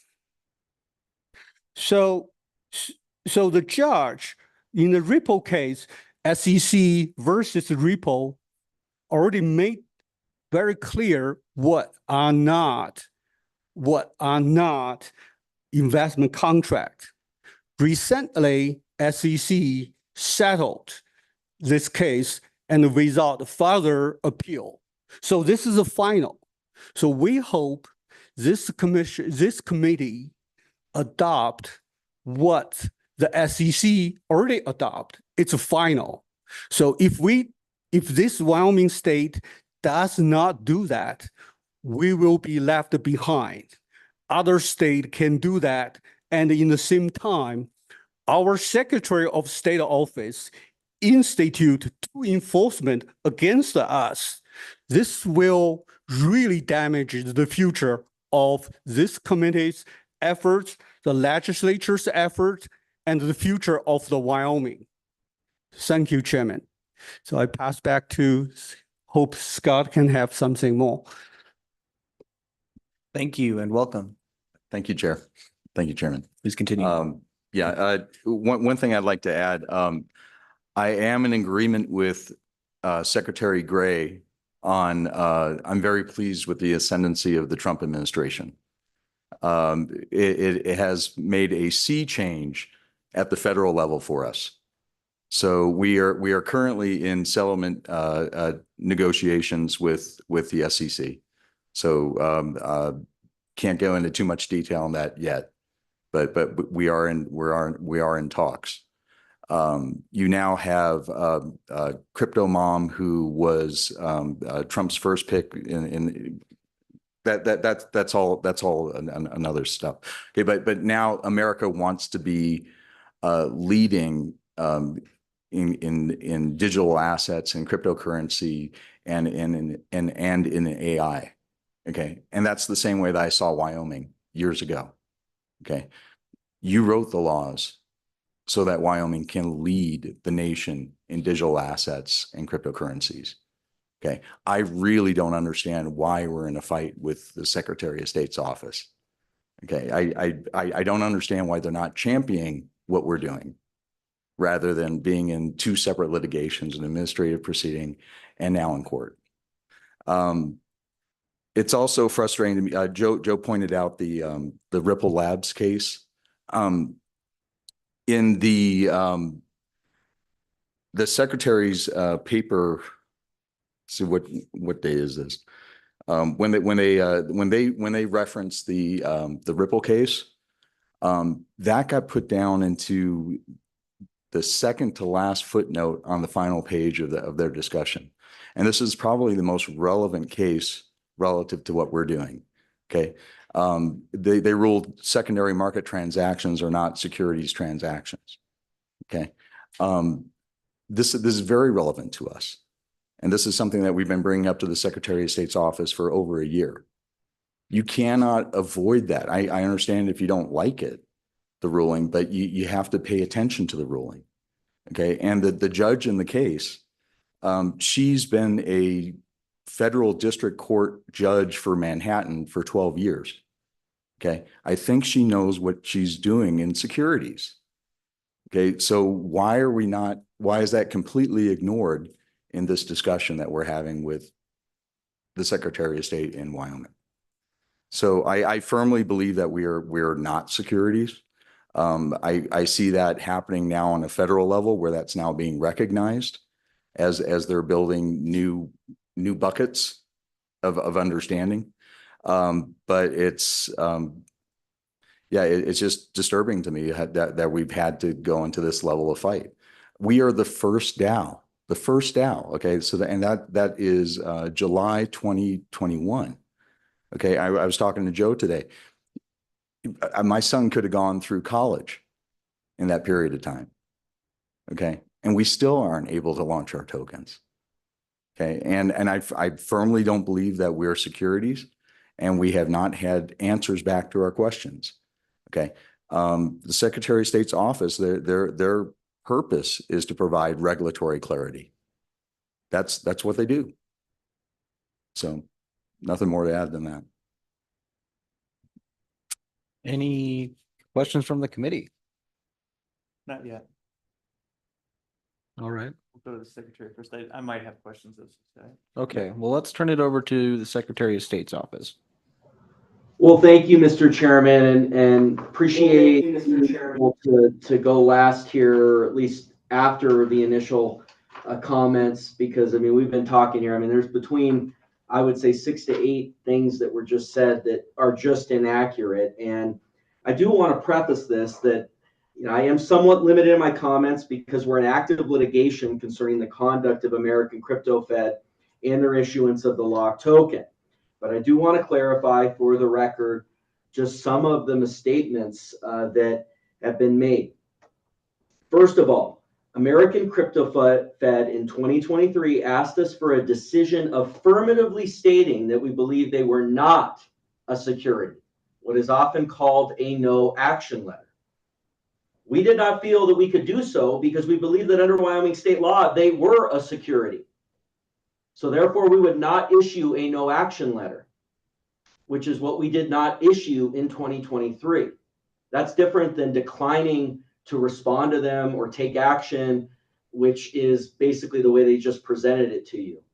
They were asking for a no action letter. We couldn't provide a no action letter because we believe this is a security. And we made that very clear from the start. I also want to note that the AG, the Attorney General, we've been talking to them about this really from the very beginning. They've supported us in this. They're representing us in this case. I also want to note that we are administering the laws of the state of Wyoming here. And that is different from the federal side, which is what they just cited, even though that case that we're really not is not in our district. And Mr. Crossman can talk more about that, a little bit later. But Wyoming law is very clear that the interest in an LLC is a security. And we're here to enforce the laws of the state of Wyoming. And that's what we're doing with our action in the courts of the state of Wyoming. And this repetition that there are two different actions being taken, there is only one. We chose to go the route of going to the courts, which is 17-4-600, right? 603. 603, not 604. So there's one action being taken currently, not two. After being informed that American Crypto Fed was going to issue its locked token, which was later in 2024, despite being repeatedly told by our office that we believed they were a security under Wyoming statute, we, through the Wyoming Attorney General, sought to enjoin their issuance in Wyoming court, which is clearly allowed by the law. That is one action, not two. We are currently under active litigation to enforce the laws of Wyoming. And I want to be very clear, we take pride in the service we offer our customers, but when we're presented with a situation like this, when an organization is engaging in the issuance of a security while refusing to register as a security, we need to enforce the laws of the state of Wyoming. And that is what we're doing. And you'll see that in the long line of letters that we sent to them in 23, culminating in our action in 24, and our letter on October 17th of 24, which followed up on our letters from 23, and then the action on December 17th, which was the petition to enjoin American Crypto Fed from issuing blockchain tokens in Wyoming. I think I got to, we had 6 misstatements, maybe it's 7. I think I got to them all. With that, I think I'll, you have anything to add? Okay, thank you. Thank you, Mr. Secretary. Co-Chair Rothfuss. Thanks, Mr. Chairman. Well, and first of all, I'll just start by saying I don't think we need to title things as misstatements and provide those allegations at this point. I think we have a disagreement here, and that's okay. Let's just work through the disagreement instead of doing ad hom arguments against each other. But the one question I have is I know early on with the request of the no action letter, one of the concerns that American Crypto Fed had was that the response wasn't responsive. In other words, it wasn't a definitive response. My recollection is that one of the concerns provided is, no, we won't tell you the answer, where the answer could have been Office of the Secretary of State deems this in its current configuration, current formation to be a security. So that's, I guess you would once again say, a definitive action. And I don't remember seeing, and again, I don't think I got everything. I tried to read through what I've gotten, but I certainly can easily have missed something. I don't remember seeing a clarifying letter at any point that says Secretary of State's office finds this to be a security. And if that does exist, what's the date on that letter to American Crypto Fed that determines that Lock is a security? And I'd like to see that letter, if it's available, but what's the date on that letter that this is a security? Mr. Secretary. Well, Mr. Chairman, thank you. First, I want to just push back that anything was ad hominem. It's just, I think it's very important to clarify misstatements. I think we're up to 35 letters that they've sent the committee that have misstatements in them. And I feel the need to correct the record and to enforce the laws of the state of Wyoming and to push back on fraud, potential fraud, which is what our office is meant to do in this space. In answering, Well, hold on there then. Mr. No, Chairman. No, one second, Mr. Secretary. Again, accusing them of fraud. They believe Locke is not a security. You believe Locke is a security. It's a disagreement. It's not fraud. So let's just hold on there with the rhetoric. Getting back to the letter, when is the letter that says Locke is not a security, or excuse me, that Locke is a security? Mr. Secretary. again, when you look at the Securities Act, the role of the office is to stop fraud. That was what I'm speaking to, the role of the office. Nobody with respect to that adjective was referring to anything specifically. But in reference to your second question, we were very clear that we're not going to provide a no action letter, Senator Rothfeld. And that's what we said in 23. And then in 24, on October 17th, given that they said they were about to issue the Locke token, we stated that they needed to register as a security. We made that very clear. And at that point, that was when they said they were going to issue the token. So that's when we stated that they needed to register as a security. And on November 17th, we took our action. Mr. Co-Chair. Secretary of State, great. So I didn't hear in there that you sent them a letter that said, we think you're a security. What I heard is, no, we will not issue a no action letter. No, we will not issue a no action letter. No, we will not issue a no action letter. So at that point, there still is no statement that we think you're a security. So they announced that they're going to issue Locke. I don't think you guys ever issued Locke. Okay. They announced that they're going to issue Locke, and then you file a lawsuit against them to enjoin them from issuing Locke. I mean, was that really the first time that you definitively told them that you think they're a security? On paper. Mr. Secretary. Mr. Chairman, as the Secretary had said before that, we had done that. And we had been on the phone with them, and you know, at the beginning, I do want to correct, and you can say there are misstatements or incorrect statements or false statements, but saying that we never provided and repeatedly having committee meetings in which we are told by members of the public here and members of the committee that we were simply unresponsive, which I believe is being said right now, is it's not correct. We had many conversations with them in which we expressed concerns that their behavior, that their conduct might rise to the level of security. And at the beginning, they were questions that were being posed to our office. Then, when there was an imminent issuance of a security, in which they said that they were going to in November, but apparently they have not, then we sent them a letter. So it did not begin with simply a petition. It began with a letter. And we were being very clear, and we said, no, we believe that you are Mr. Chairman, can I finish? Mr. Co-Chair. Sure. Finish your thought there. Okay, thank you, Mr. Chairman. So just to finish, we had that communication. We were trying to be accommodating. To reiterate what the Secretary has said, this is the first time that we've had an issue like this. We serve many customers. We serve hundreds of thousands in the realm of LLCs, profit corporations, and for-profit corporations. We serve hundreds of DAOs, DAO LLCs. This is the first time that we've had this. And this is a recurring point of contention within this within this committee that we're being brought before, in which we're asked to explain sort of our conduct in refusing to issue a no action letter when we had reservations about that, when it was initial questions with our office.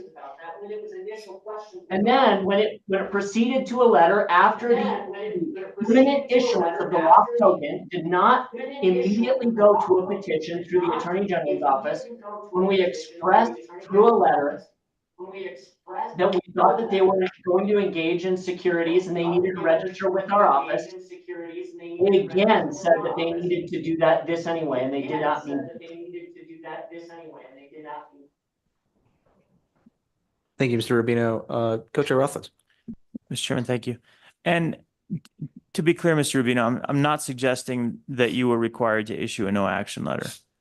My concern, and maybe you said it was provided, but my concern is all about the struggle where if you are the regulating body and someone asks you, hey, we want to do this, is it legal for us to do this? I just feel like it's reasonable to answer them directly and in a letter, candidly, if they ask for a letter. If they ask for it informally, then you say it on the phone. I've served on the Minerals Committee for 15 years. We oversee the Department of Environmental Quality. And I just struggle with the idea that someone would come in and say, hey, we're looking at getting an air quality permit. These are our plans. This is what we're planning on doing. Is that going to lead to an exceedance under the Wyoming statutes, which again are basically mirroring the Clean Air Act on air quality? So it's a similar situation where you've got something like the state is operating securities, but it's mirrored after federal. If the DEQ were to come back with I don't know, we can't tell you it's okay, but we're not going to tell you it's not okay. And then you say, all right, well, we're building the factory, and then the state comes back and says, oh, wait, we're filing a lawsuit, we're enjoining your factory, and we're going to fine you for it. The Minerals Committee would throw a temper tantrum and immediately shut that down. That's how that would go.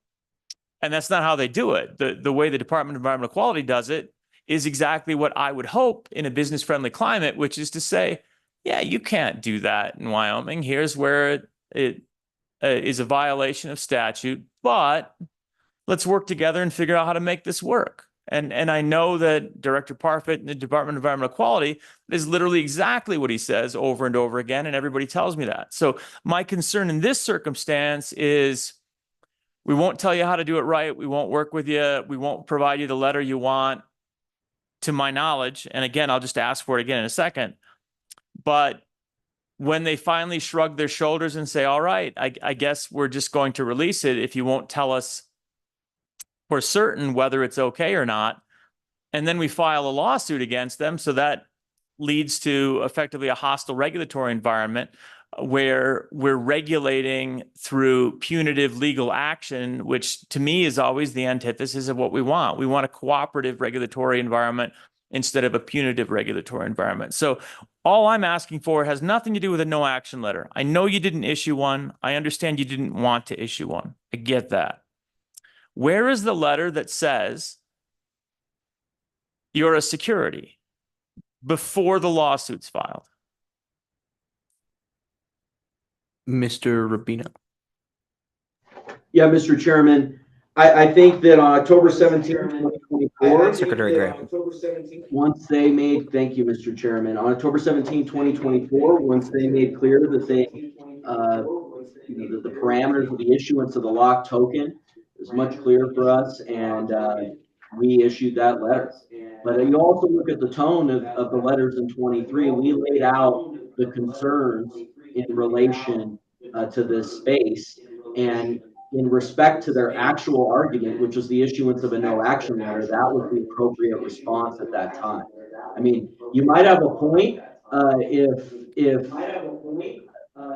the initial questions were worded differently, but the tone of the questions verbally was very different from the line of the premise that you're laying out. And you would have had to be in those Mr. Chairman, meetings to do Secretary, that. first of all, yeah, and I wasn't, I'm sorry for that. And Mr. Chairman, I'll say, first of all, just note that you might have a point is probably the strongest and most positive thing that I've heard in the conversation for that with Secretary. So thank you for that. But isn't the October 17th, isn't that the date of action, or was that in November?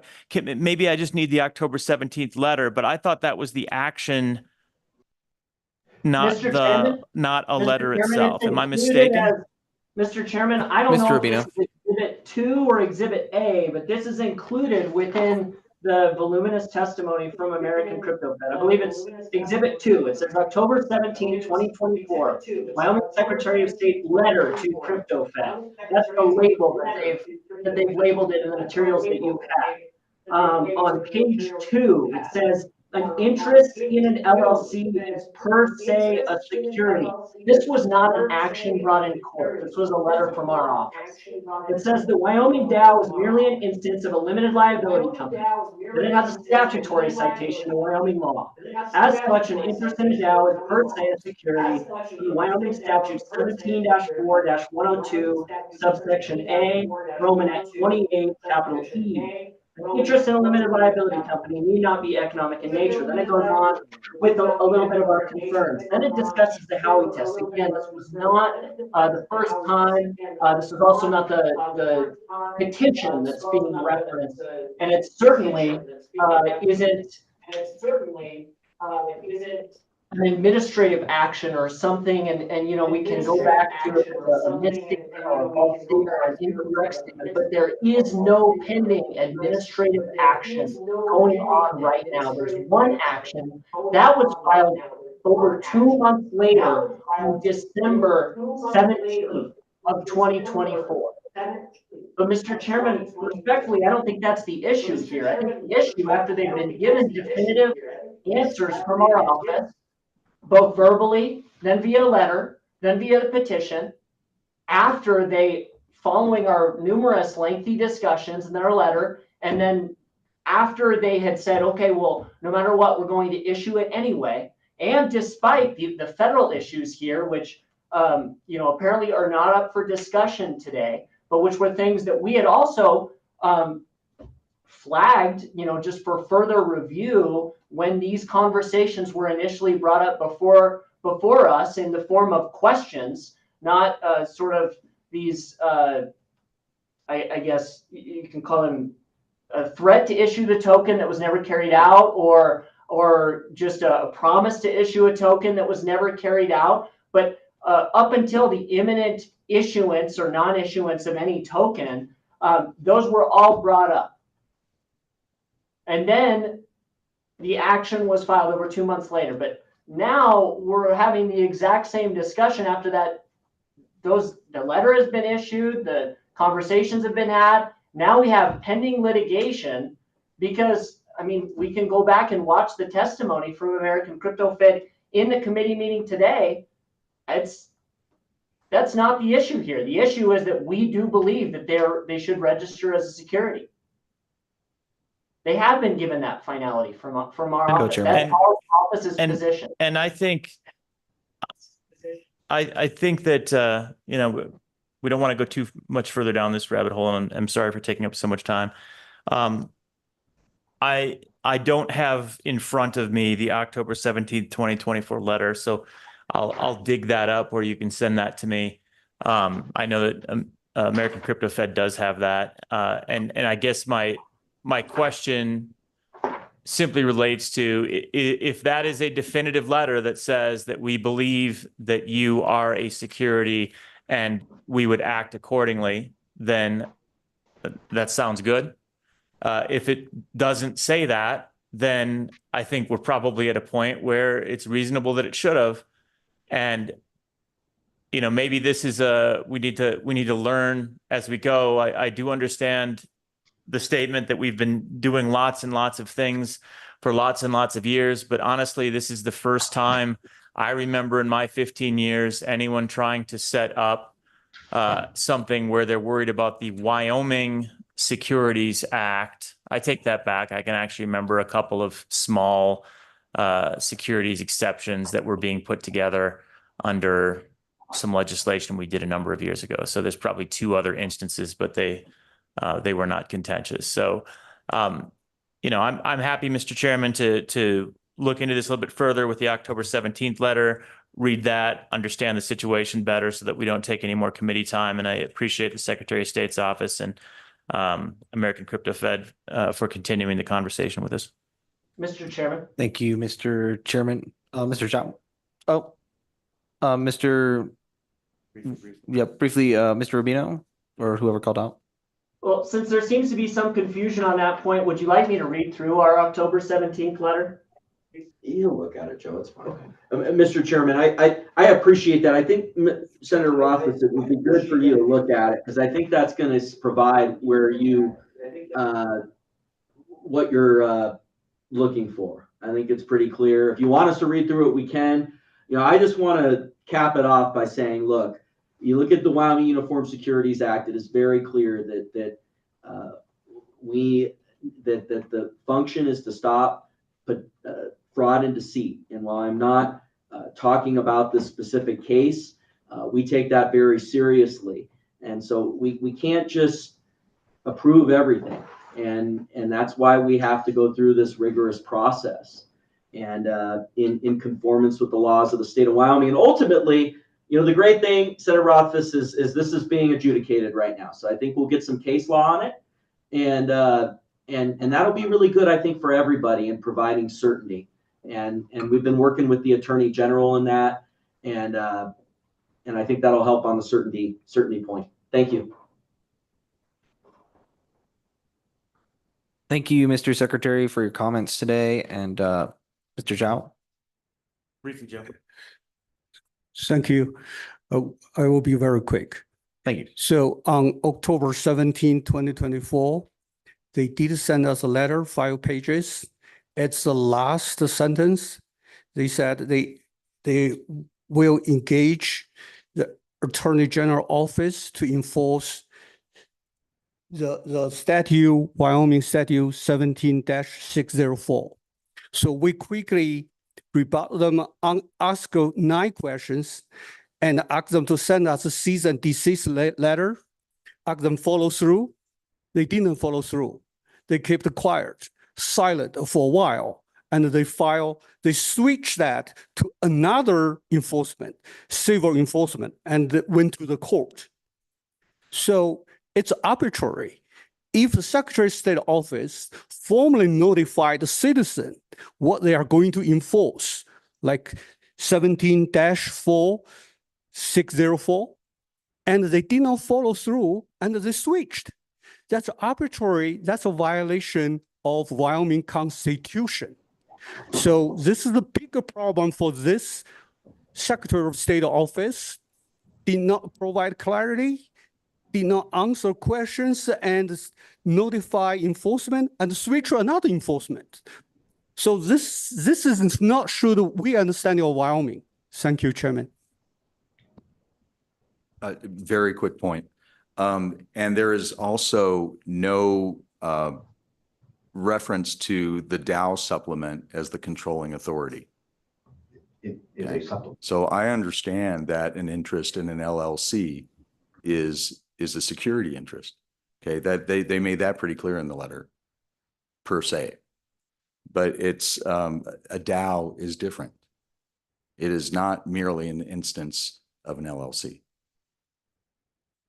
All right. Well, thank you, everyone. We need to move on. Mr. Chairman, could I have one last response to that last point? We didn't get to that last point, so if I could just respond to that last point.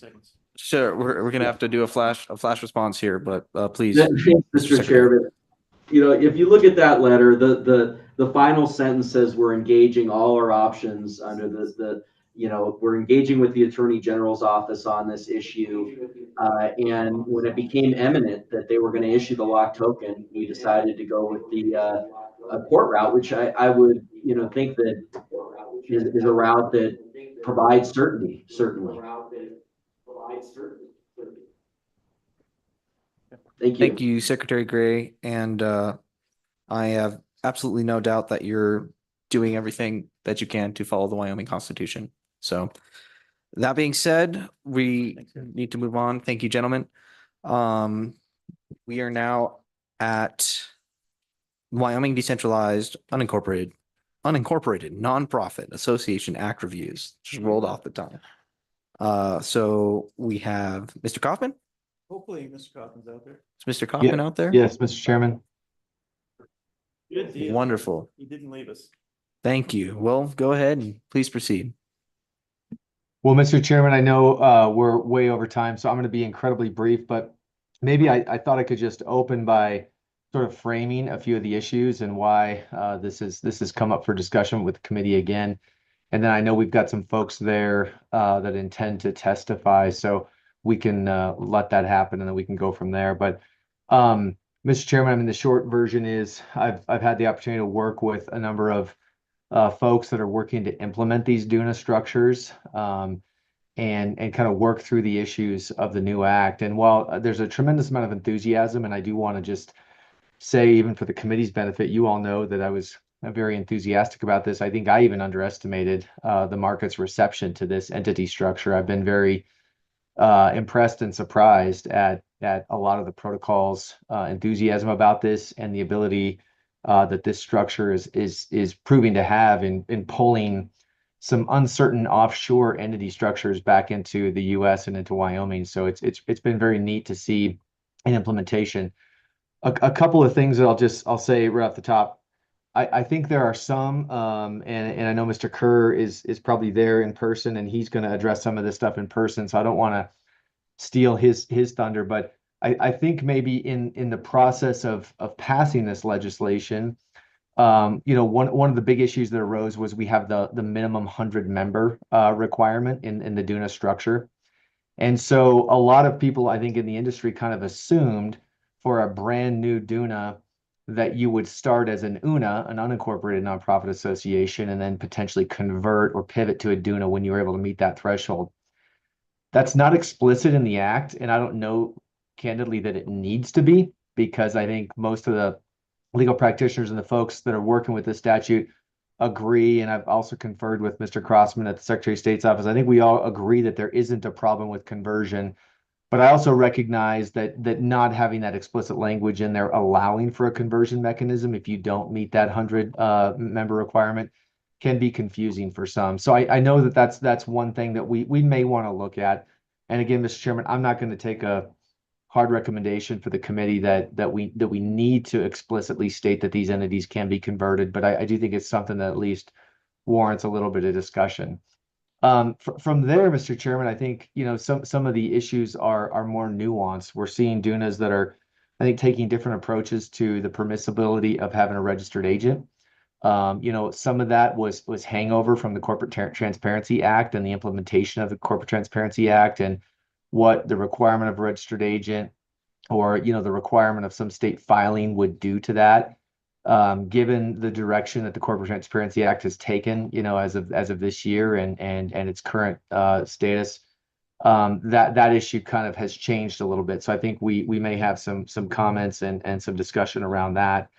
And then I think lastly, Mr. Chairman, is just the visibility and the registration ability of these entities, and how, as a matter of policy, how visible we want these entities to be if they so elect. And again, I think we're gonna have some testimony on a few of those points. I'm not convinced that I would make a recommendation to the committee that we need to press that issue too hard, but I do think we need to hear from some of the folks that have run into some of these issues. So those are just some of the kinds of things, Mr. Chairman, that we've been dealing with. I don't think there's anything fatal by any means, but this is brand new, and as we've done in the past, we may need to iterate a little bit and clean some things up where there may be confusion. But with that, Mr. Chairman, I'll turn it over to you, and we can certainly hear from the folks that came to testify, and happy to take any questions after that. Thank you, Mr. Kaufman. Any questions from the committee, Mr. Co-Chair? Mr. Chairman, I'll say, I think what Mr. Kaufman's laying out is exactly what we need to do. This is basically our first year with an opportunity for a revision bill on DUNAs. And we probably need to, have Mr. Kaufman work with other stakeholders. We'll hear from some of those to put in place some tweaks so that we correct some of these problems. The DUNA legislation is first of its kind. Nobody else has done it in the country. We knew it wouldn't be perfect, but we knew it would be very good. And I think that's exactly what we hit. So we can correct some of the provisions, provide some more clarity, and meet some of the needs. And we'll hear some more of those needs, I think, as we have testimony. So thanks, Mr. Kaufman, for your hard work on this.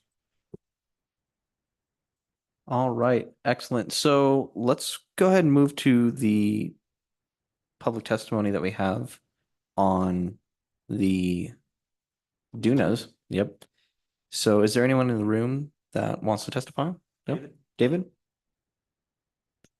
Mr. Kurt? Just to echo.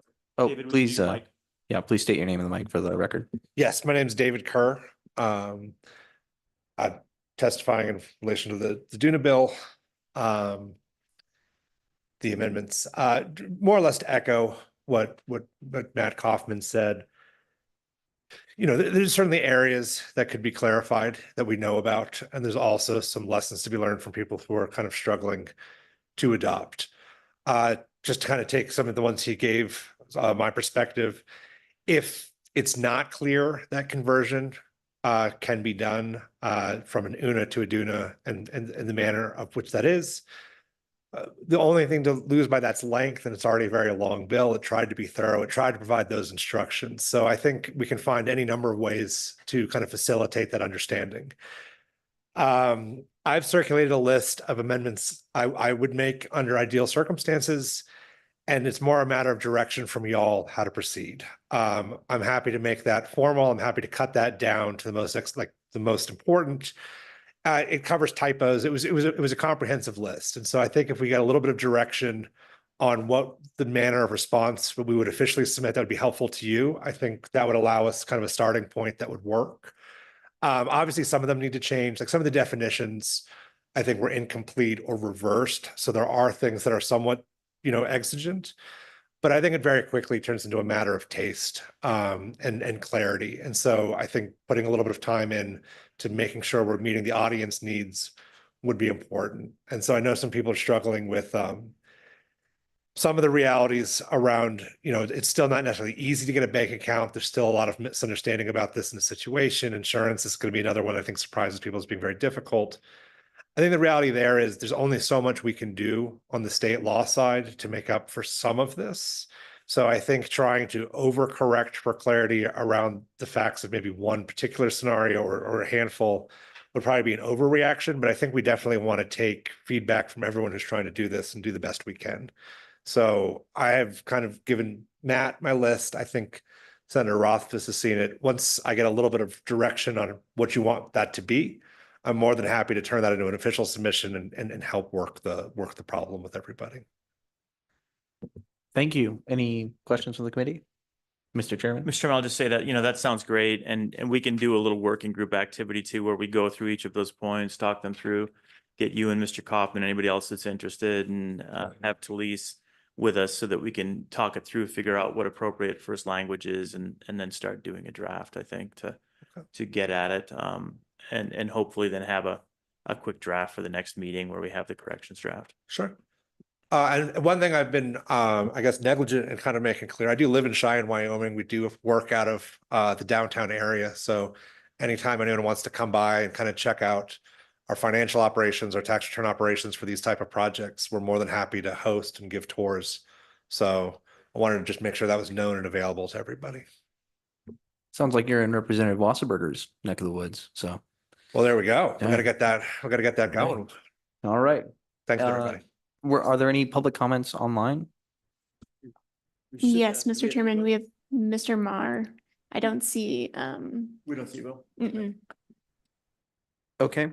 Mr. Marr. Welcome. Good to see you. Oh, great. Yes. Thank you very much. Just for the record, I was involved in pushing the DUNA Act through at the time about a year or so ago with David Keir. And I wanted to shed some light on some things that might be helpful here in terms of what we're thinking at the time. This issue about registration is an interesting one, and obviously David can speak further to it. But there is and was the whole issues around the Corporate Transparency Act. Do you need to qualify a DUNA as actually registering? That's a big ball of wax itself. Certainly that would be much simpler if there was a signifier for that, and that's exactly what one of the things we're looking at in terms of this Cryptographic Stamp and Cryptographic Seals Act, to be able to enable identity for these things. And it's a matter of fine tuning what that means in the legal sense. Maybe for it's interesting because the DUNA is maybe not something we want to formally register, but we want to have something else, which is a stamp or a minting that signifies its existence for financial institutions, insurance companies, et cetera, et cetera. And this idea of conversion has come up in other regards. One of the things that we're working at and looking at in terms of this construct of a Digital Frontiers Act, which I haven't spoken very much about, the expanded part of what that enables in terms of emerging technology and innovation enclaves and ecosystems, which involve DUNAs, is what came up in looking at that, and I came to the realization is, with that, when we actually get to that, we're working on it, but when we get to that, the idea there is that you can enable Wyoming government agencies to test out these ecosystems for innovation, apply laws, et cetera, et cetera. And one of the problems that came up is that if you have a management structure for one of these enclaves, and it's started by the government, they're not going to have 100 members to start it, right? It has to start as an UNA. So this idea of conversion is a pretty significant one. It's a bootstrapping problem, and we really need to look at it. And that's my comment there. I'll stop and I'll take questions. Thank you, Mr. Mayor. Any questions? Seeing none. Thank you. All right. Well, we have. We got Russell. Yes, Mr. Klein. Can you hear me? Yes, I hear you. Yeah, I'm Russell Klein. I'm a Hi there. Just all right. Sorry, please continue. Thanks. Yeah, Russell Klein, crypto lawyer, Ava Labs, software company, supports Avalanche blockchain, and I've been involved in some of the things with the Stablecoin Commission. But anyway, I mean, this comment's more on a personal basis. Oh, and I want to thank the committee for their time. It's just I want to express that I'm the goals and the aims of DUNA are things that I wish I knew about or that existed earlier, because I'm a huge fan of limited liability DAO framework, but this is even more suited to the kind of things that people want to do when they have a project or a protocol and they want to pool people together. But those are the questions they have. What's my beneficial ownership reporting? What does it mean? What's my liability under this? And the limitations of the difference between, you call it a DAO, but it can be, single member managed. It's a lot different than having, an administrator where the things are ratified closer to on-chain by the members themselves with actual, 100 identity members, and the kind of sufficient decentralization really makes sense, as well as the view to getting people to understand this isn't pro rata distributions from the treasury. We're working together for a DAO type goal, and we can get some comfort that our governance tokens aren't securities, as long as we understand that no one's going to make a claim on the treasury and whatnot, and there's just the reasonable compensation. I mean, that's really it. I've basically worked with various DAOs that have different aims, but it's really the perfect mechanism for all of these. I don't know, maybe have to figure out more about how, do I have to get 501c3 type tax exemptions, how that else works, but the basic framework is really there to figure out how you can get people to have their decentralized algorithmic governance identity, so they have that proven identity without necessarily tying it and doxing it to street addresses and full names. Thank you. Thanks for your time. Thank you, Mr. Klein. Any questions from the committee? All right, seeing none. Thank you for your testimony. Thank you. All right. Do we have anybody else? Nobody else is online. Let's go ahead and close public comment. Committee, what's your pleasure? Mr. Chairman, I think on that, as we discussed a minute ago, maybe put together a little working group without objection. I'd suggest that we do that. Work with Mr. Kaufman, who's been leading on this, Mr. Kerr, and anyone else that's interested in working through the proposed changes and then working towards a draft, which we can look at in the next committee meeting, which is basically DUNA amendments is what the draft would be. I don't think we'll have any substantive policy changes. I think it really just comes down to trying to tweak and increase ease of use. So that's what I'd suggest without objection. Any objection? Representative Yin. Mr. Chairman, no objection, just some comments, some thoughts for the working group whenever it gets together. I think with regards to UNA to DUNA conversion, I think frankly that's implicit. I don't think it's legislative intent in any way to create a structure that is impossible to get into. That doesn't make any sense. I don't know why unlike regular code, legislative statute can have implicit intent. And so I think that is fine. However, if we have other revisions that we want that are substantive, it can certainly make sense to put a conversion process inside those revisions as well. And just for me, I don't think it's necessary to create one if that's the only change. Sure. But if we have substantial changes, put it all together. Makes sense. Thanks. Thank you, Representative Yin. Co-Chair Rothfuss. I'm good. I think he's absolutely right. And I think there are more. There are some tweaks that are honestly just simple language corrections and things like that we'll probably benefit from.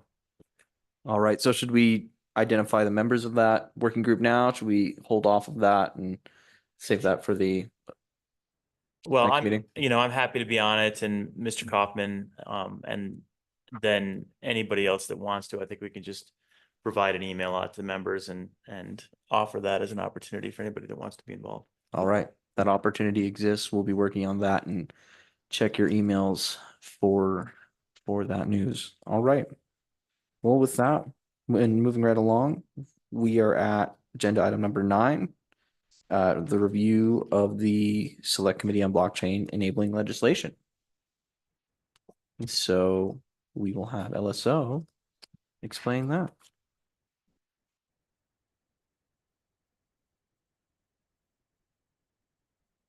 Mr. Chairman, members of the committee, Talise Hanson, Staff Attorney, LSO, presenting. I'll just present a high-level overview of this bill draft 26 LSO 9 version 0.5 Select Committee on Blockchain and Emerging Technologies. So this bill draft was considered during the 2024 interim, but the committee didn't consider it and didn't sponsor it further from its last meeting. The high-level overview is that the bill draft changes the name of the Select Committee on Blockchain, Financial Technology, and Digital Innovation Technology to the Select Committee on Blockchain and Emerging Technologies. It changes the purpose of introducing legislation from promoting blockchain, financial technology, and digital innovation in Wyoming to promoting Wyoming's continued leadership in the digital economy by reducing impediments to economic opportunities for technology and technology companies within the state, developing policies that encourage technology companies to locate and remain in the state, and promoting further development of digital commercial activity in the state. It changes the sponsorship authority of the committee by providing that any legislation that relates to Title 13, which deals with banks and banking and finance, shall not be sponsored by the select committee without first seeking the consent of the chairman of the Joint Minerals Committee. If consent for sponsorship of the legislation by the select committee is not obtained from the chairman of Joint Minerals, then the select committee may recommend the legislation to the Joint Minerals Committee for consideration. The staff comment just highlights that while this new sponsorship authority is likely not impermissible, chairmen are typically not allowed to make dispositive decisions on the sponsorship of legislation on behalf of a committee. So that's just something for you guys to consider. And I'll stand for any questions. Thank you, Ms. Hanson. Do we have any questions on this bill? I'm noticing a particular sponsor is here with us, so maybe we could hear some of his thoughts, Mr. Co-Chairman. Mr. Chairman, it's just in my name for drafting purposes, honestly, coming to the select committee. And this is the bill, I believe, as it was put forward last session without any changes. I do agree absolutely with the staff comment about the awkwardness of our D paragraph, which honestly might need a little bit more work. And I can talk to the chairs of the Minerals Committee about whether we can just eliminate the provision altogether. So maybe we do that moving forward so that we can have the freedom to consider Title 13. And if not, maybe we need to work on that. But I think the rest of the bill is honestly in pretty good shape as far as just appropriately expanding our purview. And obviously we spend a lot of time working on artificial intelligence now as well. And this helps to scope it for that a little bit beyond fintech. So, you know, my inclination, and I want to hear the rest of what everyone else thinks. My inclination would be for us to sit on this bill probably until the third meeting, and then finalize it in our third meeting so that we have the opportunity to get feedback and give it some thought. But I do think that it's appropriate for us to get this done. Again, it's not critical. If we end up having too many bills, life will go on if this bill doesn't pass. But I think it's a good step forward. Thank you, Mr. Chairman. Any other comments from the committee? Representative Yin. Yeah, Mr. Chairman, thank you. This was an idea that I brought our last interim. And I think the overwhelming response that we had during public comment during those discussions was that they still wanted to say blockchain on it, which is fine. Even though we sat on it, I did hear through talks with House leadership that there was interest in renaming the committee. So I do think that it's something that we do try to bring forward this year, but I think it is worthwhile to sit on it until the third meeting to get some more thoughts from the minerals chairman. And so for some historical context, there was one particular minerals chairman that wanted to make sure that he had some thoughts on legislation that came out of the blockchain committee. But that person is no longer serving in the legislature anymore. Thank you, Representative Yin. Anyone else? I would just like to share some of my thoughts.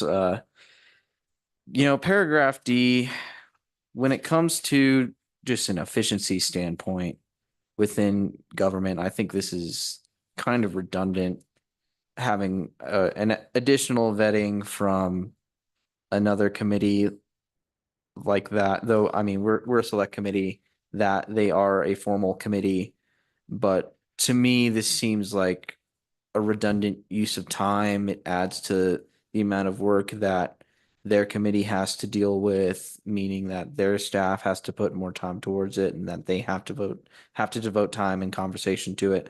So frankly, I think this makes us more efficient, and it lets us very clearly identify technology related legislation. And I mean, we would become the authorities on that. And I think that's kind of the point of this select committee. So I also think it's appropriate that we move this to this conversation later in time, whether the next meeting or the last one.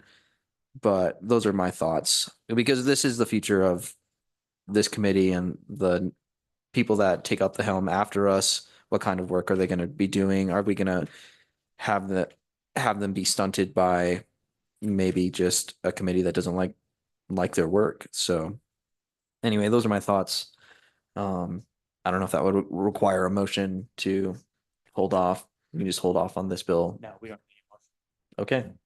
Well, that is the plan with this bill. Thank you, please. Thank you, Talise. Well, folks, that is the end of the day. We've landed the plane. We are on, so committee directives. Anything y'all need from us today? All good? All good? That's Okay. great. Do we have any other comments from our quieter members of the committee? Anyone online? Did you want to say anything today? No hands, no hands. Representative Yin, Representative Filer. All right. Well, with that, All right. oh, sure. Commissioner Pope. Mr. Chairman, I would not call myself one of the quieter members of the committee, but I do have one last question in regards to the letter to the IRS that Mr. Land asked me to write. And it's just, does the committee have a preference on whether it would like to be part of that letter or would like to write that letter on its own behalf? Just, we had brought it up, but never really discussed it again. Mr. Co-Chairman. What's the timeline on that, David? I don't want to slow things down. We could set it up so that as co-chairman, we could sign on to a letter. We could support a letter. There's a lot of different things that we could do. We could co-sign along with the commission. We definitely, I think we should be supportive unless anybody objects to that. But if we get to the point where we're sending a letter on behalf of the committee, we're going to need a committee vote for that letter, and that might delay things. Mr. Pope. Thank you, Mr. Chairman. Mr. Land gave no timeline on it, though I'm assuming that it can be done, or I'm assuming it can be done. The IRS does not work in real time. They work in glacial speed. So I am assuming we can do it and have the committee approve it with our next meeting in July.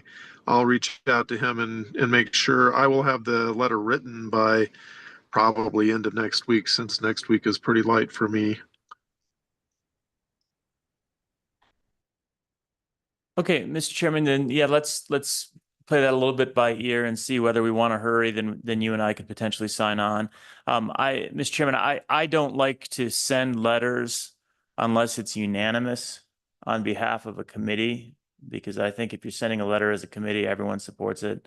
Otherwise, you end up just signing as members. I think that's the appropriate way to do it, so that it doesn't delegate authority in any way. I don't know that anyone would object to it, but I think that we could potentially do it over email if we have full consensus by email. Otherwise, we can individually sign. Any of those things works just fine, but we can work through and take a look at the letter that Mr. Pope puts together and work with Mr. Land on timeline. Mr. Co-Chair, I think that's a wise way to go about it. That way nobody signs off on anything that they wouldn't actually agree on. So, all right. Is there any other business that you want to talk about? All right. Seeing none, we are in recess until 8:30 a.m. tomorrow.